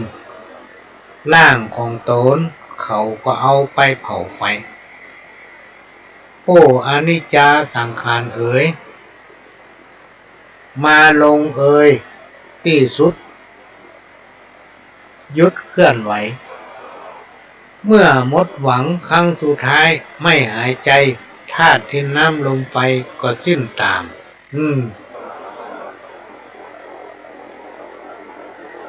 นอนตัวแข็งแสนสลดมาหมดชีพอันนี้มันเป็นที่จริงมันเป็นของจริงว่าพี่น้องท่านฟังที่มันไหวนะอย่าลืมคำพระสอนบนให้ดีเราเกิดมาเพื่อตายไม่ใช่อยู่ทุกคนต้องสู่ความเป็นผีเราเกิดมาเป็นคนได้ทั้งทีควรจะสร้างความดีติดตัวไปจะได้เป็นสุขไม่ทุกข์ยากไม่ลำบากเมื่อเกิดใหม่ใครทำดีสุขแท้แน่แก่ใจใครทำไม่ดีทุกข์ยากไร้มาถึงตนบุญกุศลเร่งบำเพ็ญศีลทานภาวนาแสวงหาบุญกุศลทรัพย์ภายนอกเป็นของหลอกลวงตนทรัพย์ภายในปฏิบัติตนพ้นทุกข์เอ่ยพี่น้องตามที่ฟังมาเลิกถึงกรรมแม่เวทคนว่าตะกี้ผู้สูงวัยเนี่ยเพื่อมีสุขภาพแข็งแรงสมบูรณ์ถึงเข้าลำนอนรับนะทำไปออกกำลังไปพี่น้องตามที่ฟังถ้าไปคิดอย่างนักมีคนหนึ่งมานั่งโอ้กันประเด็นนี้เขาอายุ60ปลายละ65 66ละมันถึงบรรลุละนะครับจ้างที่ไหนใครก็มาจ้างละโอ้เป็นนี้น้อยใจเป็นนี้น้อยใจฟังเขาอยู่ไปกินไปเนี่ยไปเนี่ยเฮ้ยเขาก็เริ่มจ้างกู้ได้ละแล้วไปวัดก่อนเนี่ยวันศีลวันทำไปวัดของก่อไปกินไปตานก่อนไปค่ะวันนั้นก็ไปเอาปูจ้าเข้าเย็นที่โลเขาว่าไปกินไปตานหาวันนั้นก็ไปปูจ้าเข้าเย็นพูดถึงเข้าเย็นพระเจ้าเนี่ยพี่น้องท่านฟังเข้าพระเจ้าคนตะกอนนี่เปิ้นไปเอามาตากแห้งแล้วเอาคั่วไก่กินสัตว์เลี้ยงกินเอาศูนย์แกบศูนย์ลำหมูคนตะกอนไปเลี้ยงหมูจะต้มเนาะต้มผักเอาต้นกล้วยมาซอยซ้อผักมาผักสะป้าว่าผักเนี่ยผักปากผักหุ่มผักอย่างสะป้าจะเป็ดเอามาฟักเป็นบอนเป็นอย่างนี้ได้หมดตูนอย่างก็ได้หมดทุกอย่างผักที่มันเบื่อเอามาซับแล้วต้มแล้วเอาเข้าพระเจ้า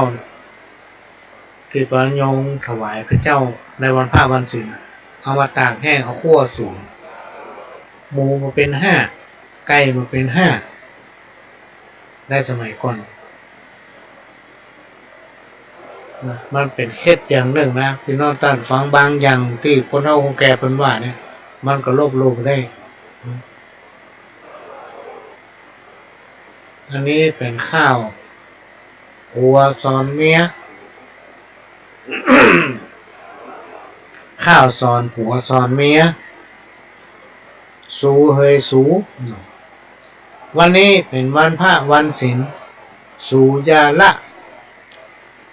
เตรียมอาหารการกินจะไปนั่ง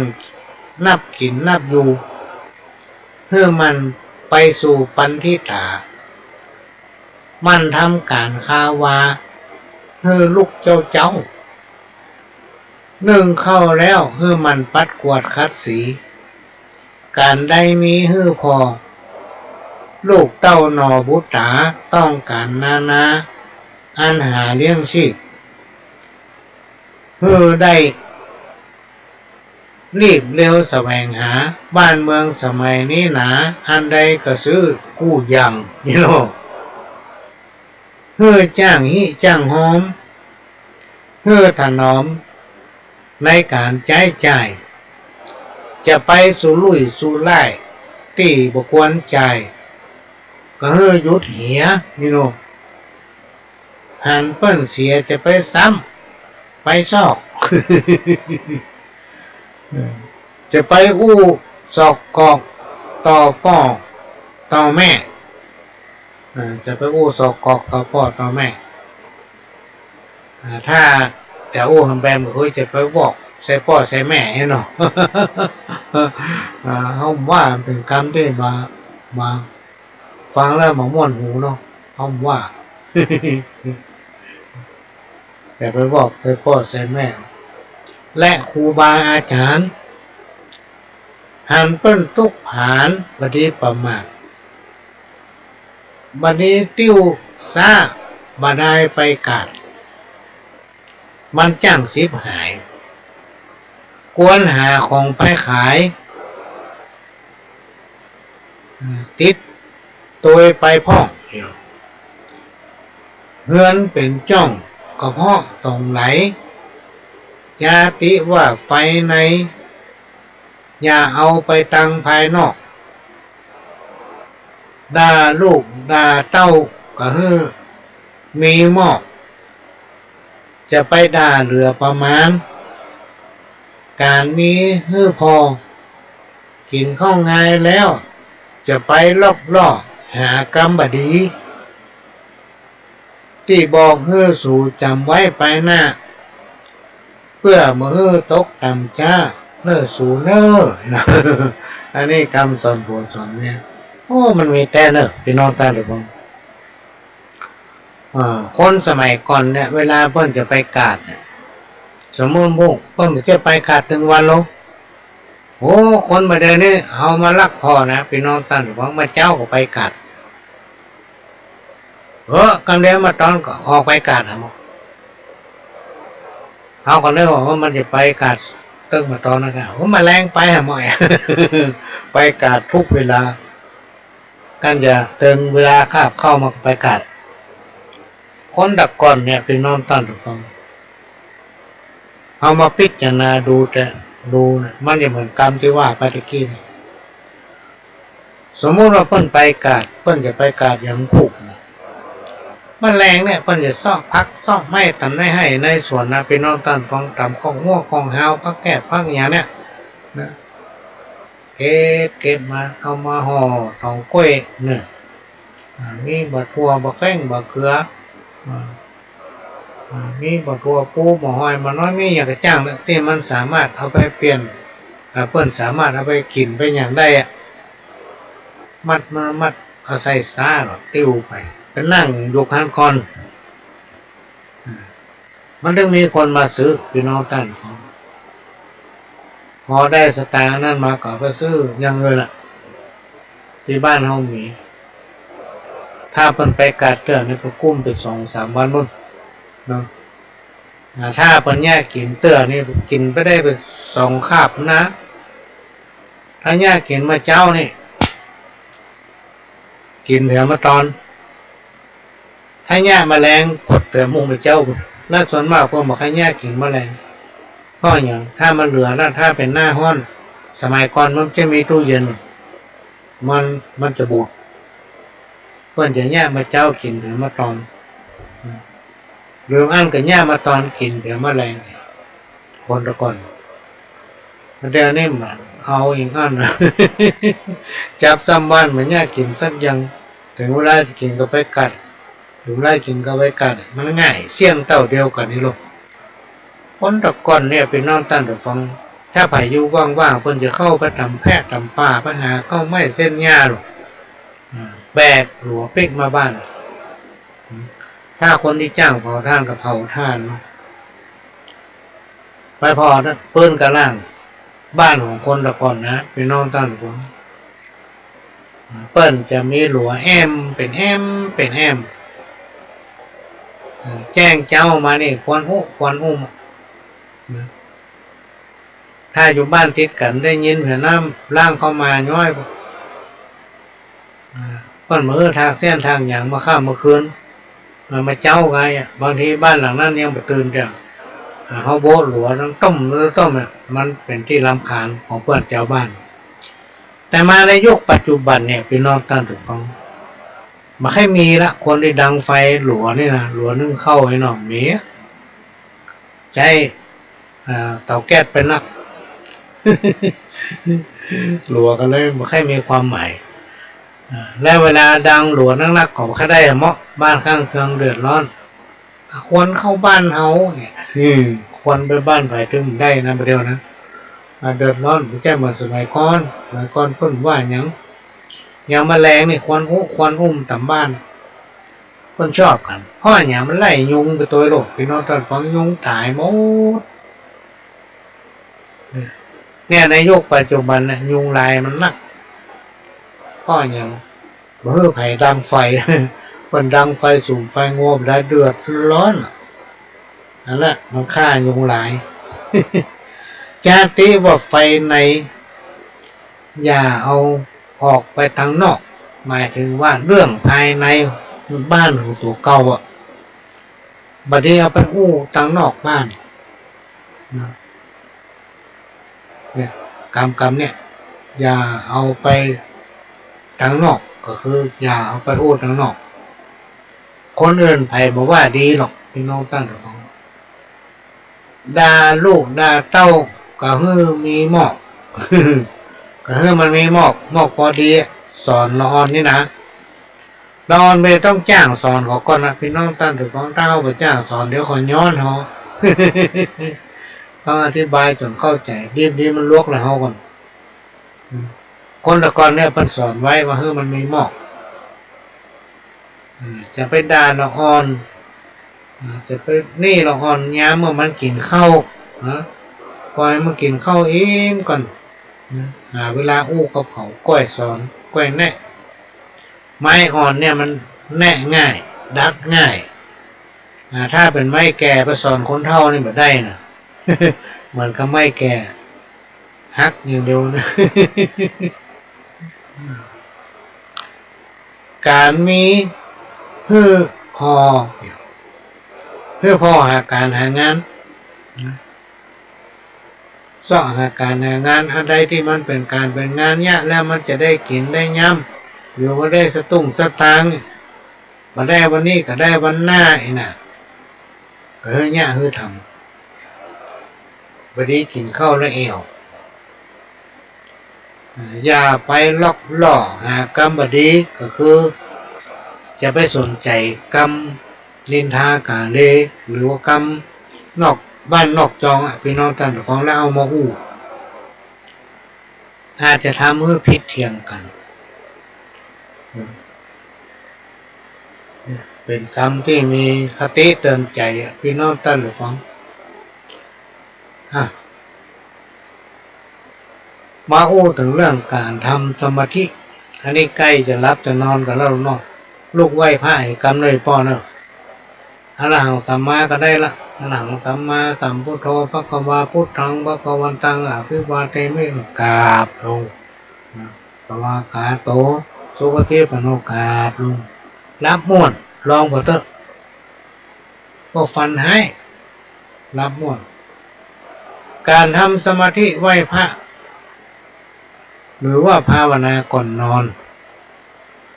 เป็นประจำทุกวันทุกคืนจะช่วยทำเมื่อจิตใจของคนเฮาเนี่ยเจริญงอกงามพี่น้องตั้งแต่ฟังลองนำปฏิบัติพอเถอะการไหว้พระสวดมนต์ครูบาอาจารย์เปิ้นกล่าวไว้ว่าเปรียบเหมือนน้ำทิพย์ช่วยหล่อเลี้ยงจิตใจทำเมื่อจิตใจของเฮาทั้งหลายเนี่ยเป็นสุขพี่น้องตั้งฟังลองทำพอเถอะในชีวิตบอกว่าวันนี้หรือวันไหนๆก็จะมีแต่ความสุขเมื่อเฮาสงบใจเฮาเป็นสุขความสำเร็จก็จักบังเกิดขึ้นกับตัวเอง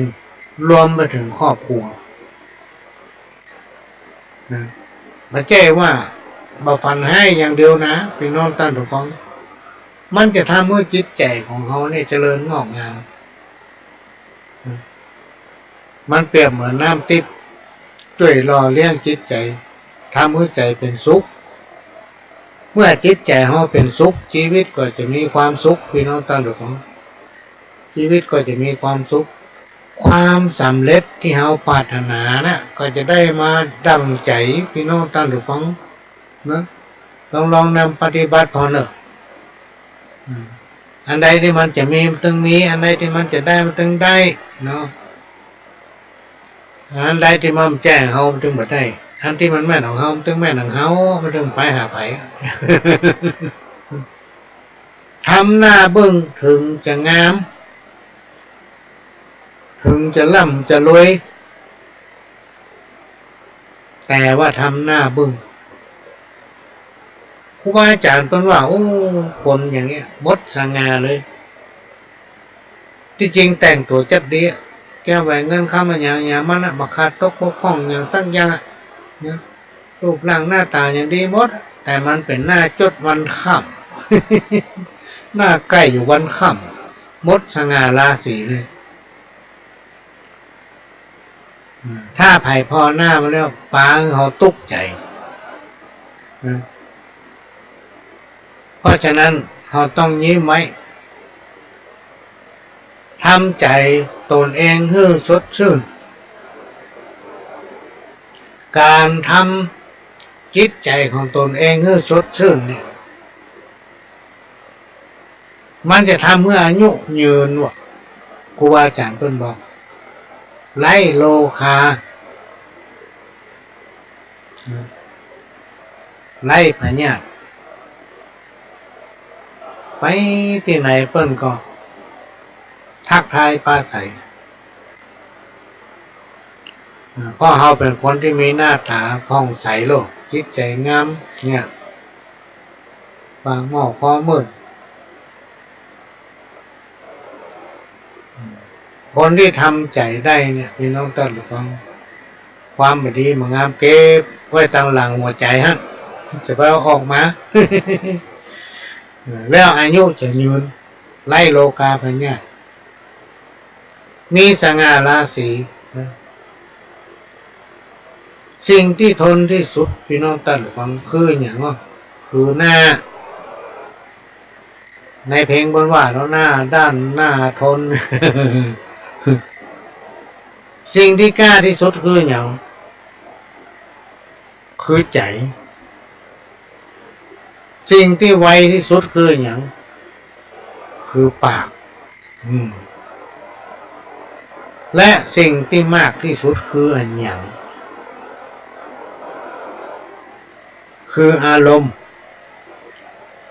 สิ่งที่คมที่สุดคืออันอย่าง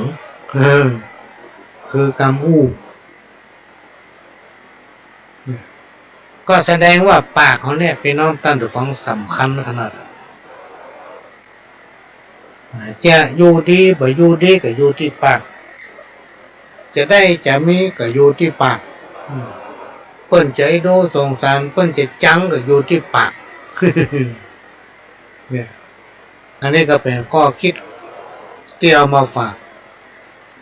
ขณะนี้พี่น้องท่านผู้ฟังก็กำลังรับฟังรายการสาระธรรมกรรมเก่าหรือว่าสาระสัพพะร้อยอันปอนเรื่องจากสถานีวิทยุกระจายเสียงพระพุทธศาสนาชาติและสังคมขึ้นเพื่อการศึกษาพระพุทธศาสนาและวัฒนธรรม FM 104.50 เมกะเฮิรตซ์วัดฝ่ายหินสถานี FM 104.50 เมกะเฮิรตซ์วัดฝ่ายหินนั้นเป็นของพี่น้องคนฟังทุกท่านเป็นเจ้าของที่เราช่วยกันทนุบำรุงพี่น้องท่านผู้ฟังท่านมาที่วัดมาได้ก็ไปแถวธนาคารใกล้ๆบ้านท่านขอโอนสตางค์ทนุบำรุงสถานีและถ้ามีโอกาสก็แจ้งมาทางรายการเนี่ยจะได้ประชาสัมพันธ์ก็จะออกใบอนุโมทนาให้เนอะพี่น้องท่านผู้ฟัง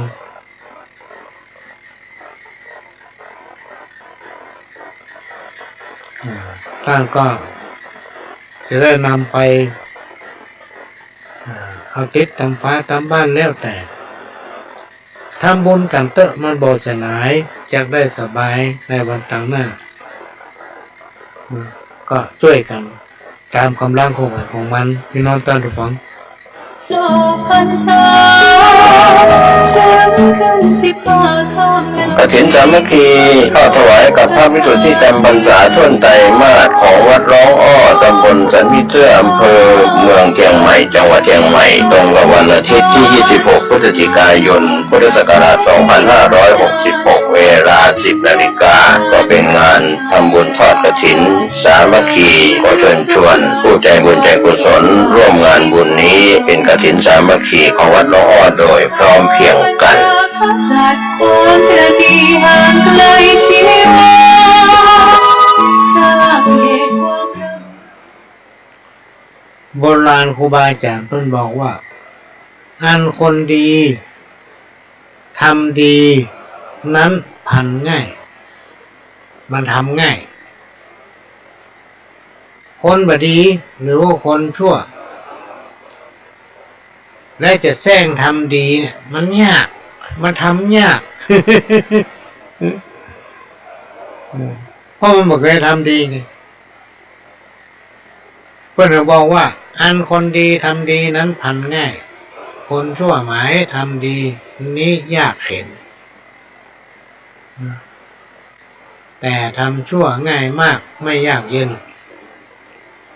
คนดีเว้นชั่วมายินดีแถมคำหนึ่งที่ครูบาอาจารย์ตั้งกล่าวไว้ความดีคนดีทำง่ายความดีนั้นคนบดีทำยาก บุญจะฮือต่อเมื่อผู้ที่ฮือหรือผู้ที่ให้ลืมไปแล้วการอู้นักการพูดมากแก้ปัญหาใดบ่ได้เลยแม้นกับปัญหาที่พอจะแก้ได้พายุร้ายทำอันตรายได้น้อยกว่าวาจาเห็นหรอ ลมพายุหลวงนะมันทำลายได้น้อยกว่าคำอู้ของคนเราหรือว่าลมปากตึงลมตึงฝนที่เป็นว่ากันนะมันในการลมปากเอาเป็นน้องต้นของเมื่อมีโอกาสทำดีต้องพยายามทำความดีแต่อย่าทำเด่นเมื่อใดทำเด่นความดีจะวิ่งหายนี่ครูบาอาจารย์เพิ่งกล่าวไว้นะถ้าเอาแยกความบดีออกจากกันมาได้ความบดีความดีเนี่ยออกจากกันมาได้ก็เหมือนว่ามันอาจจะแยกกายกับใจออกจากกันควรเพิ่มปริมาณความดีให้นักขึ้นต้องเอาความดีออกมาให้เขาหันไม่ใช่เอาเด่นมาอวดนะ ยิ่งสังคมในยุคปัจจุบันเนี่ยเป็นน้องท่านฟังมันหู้กันหมดคนทุกคนในสังคมในยุคปัจจุบันเนี่ยเป็นคนที่มีความฉลาดนักกว่าคนในสมัยก่อนพี่น้องท่านทุกคนตั้งแต่ละอ่อนตัวน้อยๆที่มันรู้ภาษาคนไปแล้วมาให้ดีไปจุขอมเจ๊ได้นะตอนในยุคปัจจุบันเราสตางค์เหรียญ10ครับใบ100ใบ500เฮื่มเลยจะเอาใบใดจะเอาอันใดมันจะเปลี่ยใบ500คุณ คนมาเดียวคนแต่ก่อนเนี่ยพี่น้องท่านทุกคน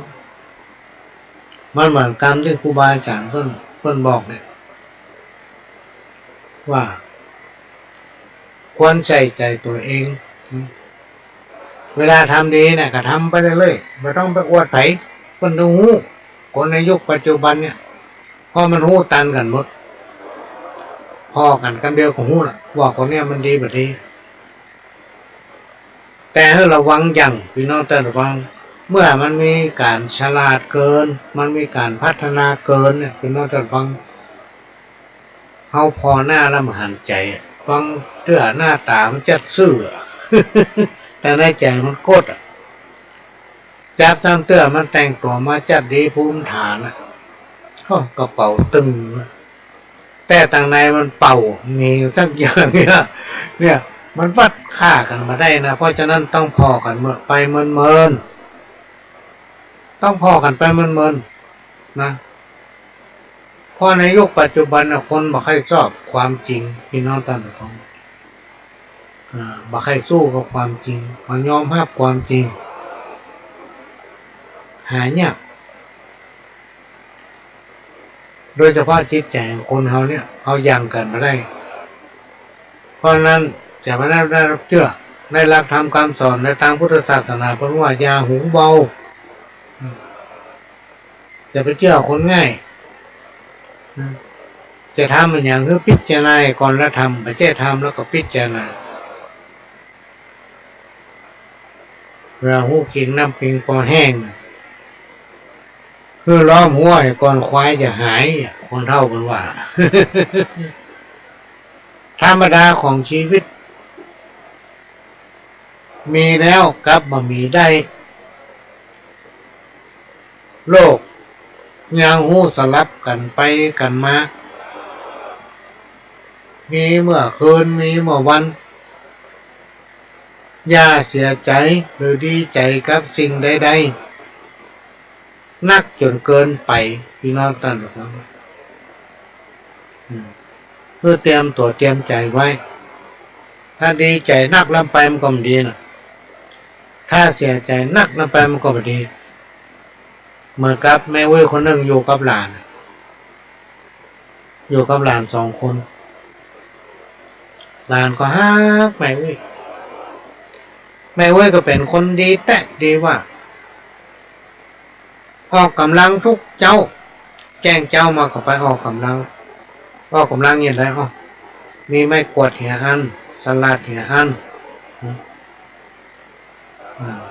ถังขยะเหี่ยอันไปกวาดวัดถึงวันกวาดรอบวัดศาลเสร็จเรียบร้อยเก็บถ้วยเก็บช้อนทำความสะอาดล้างน้ำมองอย่างเสร็จออกกำลังวัดถึงวันย่างถึงวันไปทำความสะอาดวัดมีวันหนึ่ง คนข้างบ้านดูมันจะเป็นคนต่างประเทศมาอยู่ข้างบ้านอุ้มลูกน้อยมาหาแม่เว้ยสุมาเตอมันก็อยู่มันก็มาหาสักเตือละอุ้มลูกมาหน้าแดงไม่รู้ลูกเองจะเอาลูกเองไปหาหมอนะ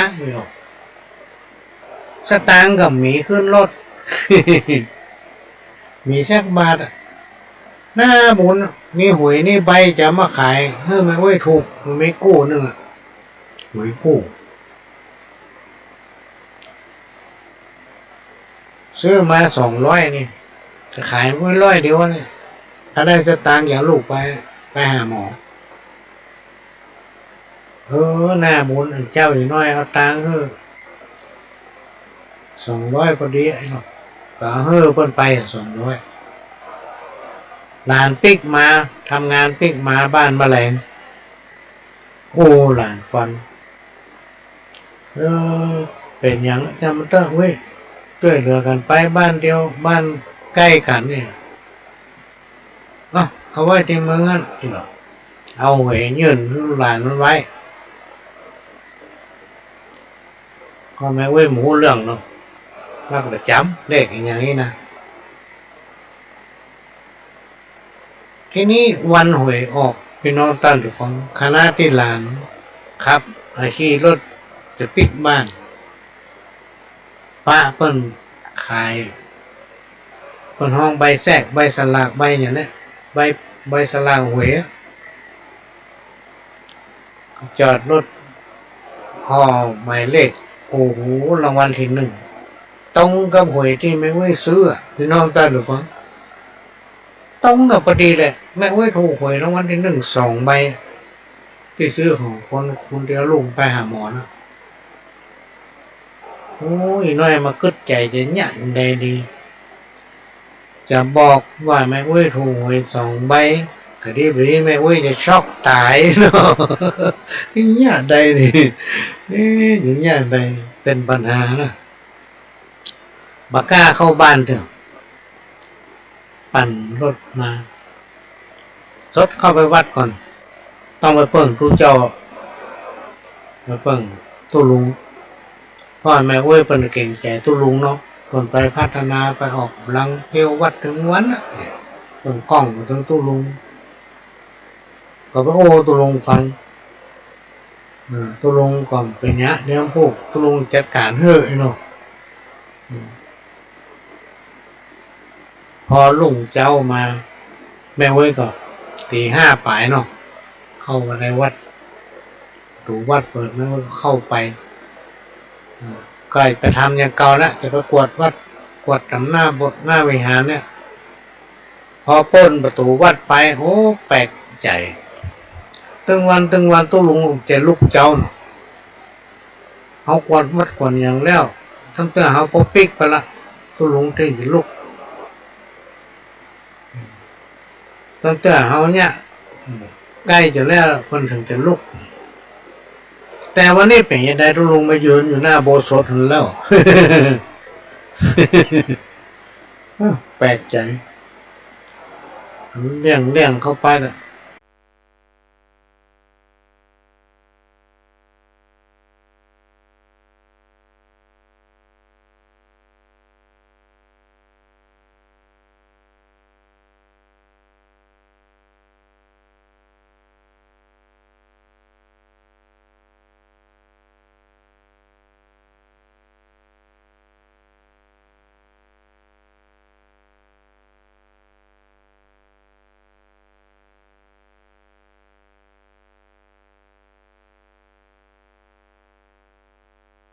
ดีเนี่ยแม่เว้ยเนอะ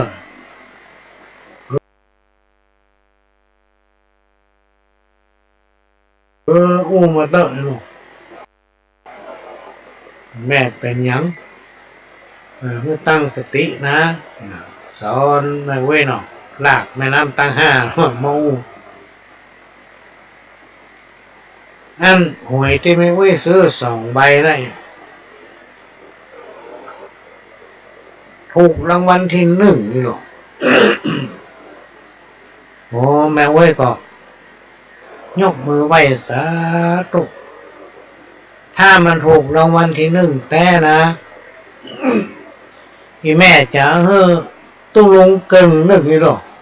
แล้วก้มกราบลงเงยหน้าขึ้นมาตู้ลุงก้นปุ๊บ ตู้ลุงเป็นลมจะได้เงิน แม่เว้ยจะแบ่งเงินถูกไป2 ใบรางวัลที่ 1ถ้ามันถูกแท้เจ้าจะแบ่งให้ตู้ลุงเก่ง ตู้ลุงก้มกราบลงยกหัวขึ้นมาตู้ลุงเป็นลมก้นพูด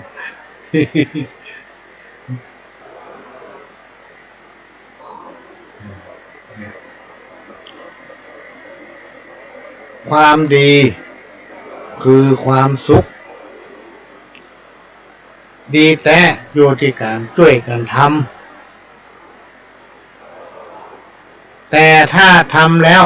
เมาก็คัดกันแม้นทำดีจะได้กับเจ้ามันถึงมาได้ดีเพราะว่ามันมีไผได้รับความสุขเมาก็คัดกัน ดีกับเด่นมันอยู่คู่กันดีฮือคุณ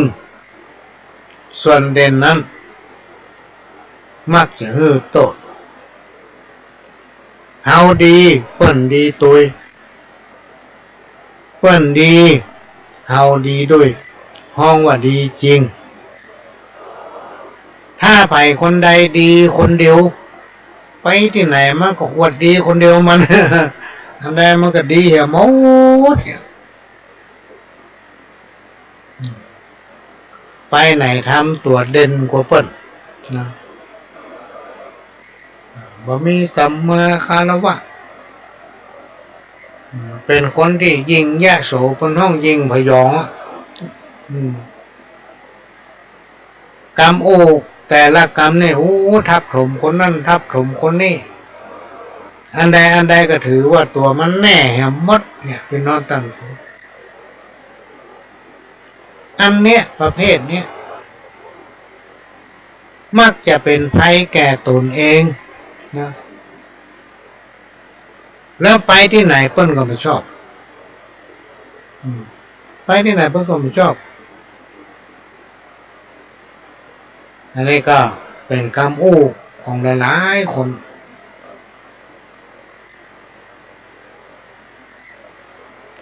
ความทุกข์ที่มักจะเกิดขึ้นกับผลเฮา อยู่เป็นประจำมันถึงมาหายประคายต้องการเนื้อคนอื่นเป็นอย่างที่เฮาคิดในขณะที่ตัวของเฮาเองก็ยังทำตนเองให้เป็นอย่างคนอื่นมาได้คนทำประเภทหนึ่งครูบาอาจารย์กลัวได้ปะเวลาปะมันเนี่ยมันถึงมันย่างมาปั่นตาเขาคนได้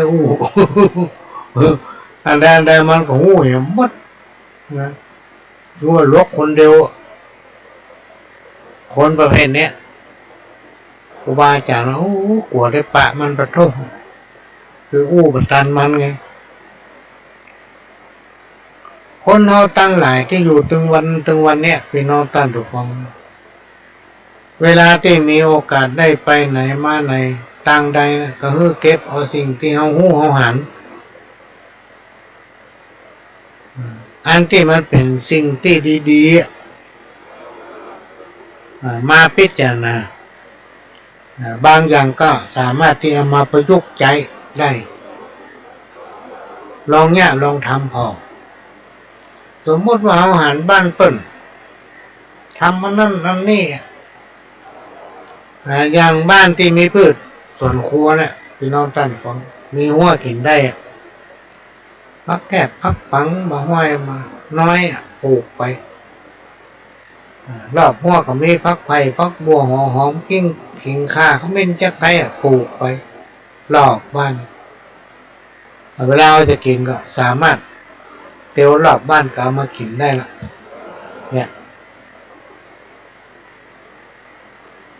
อย่างพี่น้องตั้งอยู่บนดอยเนี่ยพี่น้องตั้งอยู่ของเปิ้นพัฒนาบ้านเปิ้นเป็นหัวกินได้มีห้องน้ำสะอาดห้องครัวสะอาดทำกระท่อมเพื่อมันแน่นหนาให้น้อยเวลาอะไรทำไมแต่คนภาคกลางภาคใต้เป็นมาเอวทำบนดอยต่ำอย่างเนี้ยธรรมชาติบรรยากาศมันดีคนไปเจ้านอนตูบหรอกน้องต้นฟังบางที่บางแห่งป้อมได้นอนตูบตัวเก่าได้ไปแปลงผามนอนอยู่หลังบ้านบ่ คนมาเจ้านอนคือ500-600มีห้องน้ำมีหัวกินได้บ้านเรือนสะอาดถึงแม้จะเป็นกระท่อมคนตั้งใต้มันจะได้อยู่ตูบเนาะมันก็แค่ไม่อยู่ตูบห้องเนี้ยปีนี้คนท่านจะมานักนี่พี่น้องท่านฟังเป็นปีแห่งการท่องเที่ยว คนทางใต้มันเคยนอนตูบมาเจ้านอนตูบ มันม่วน การปฏิบัติธรรมคือการระวังใจข่มใจบ่ยะบ่ทำบ่บ่คิดในสิ่งที่ผิดทำจิตใจให้สงบผ่องแผ้วเนี่ยการปฏิบัติธรรมบ่ใช่ได้กะแต่งตัวดีเป็นยัง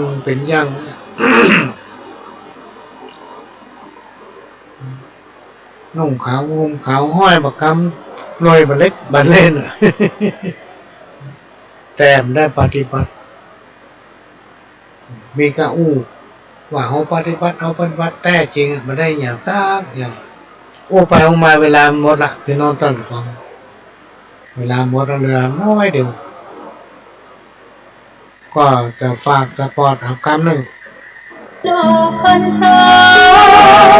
จนขึ้นสิ 15 ค่ำ กฐินสามัคคีเข้าถวายกับพระภิกษุที่จำพรรษาต้นไตรมาสของวัดร้องอ้อตำบลสันมิตรอำเภอเมืองเชียงใหม่จังหวัดเชียงใหม่ตรงกับวันอาทิตย์ที่ 26 พฤศจิกายน พุทธศักราช 2566 เวลา 10 นาฬิกาก็เป็นงานทำบุญทอดกฐินสามัคคีขอเชิญชวนผู้ใจบุญใจกุศลร่วมงานบุญนี้เป็นกฐินสามัคคีของวัดร้องอ้อโดยพร้อมเพรียงกัน จัดคนประดีห่างไกลชีวาสร้างเหตุความรัก ก็ประหลวงก็จะขอนำรายการเนี้ยจากพี่น้องท่านผู้ฟังไปก่อนก็มาป้ากันทุกคืนวันพฤหัสและวันศุกร์4 ทุ่มถึง 5 ทุ่มวันจันทร์4 ทุ่มถึง 5 ทุ่มวันเสาร์นี่4 โมงถึง 6 โมงแมลงวันอาทิตย์บ่ายโมงถึงบ่าย 3แล้วก็5 โมงถึง 6 โมงแมลงก็มาป้ากันจากกับผมประหลวงสว่างท่าดินจันทร์ขอสวัสดีครับ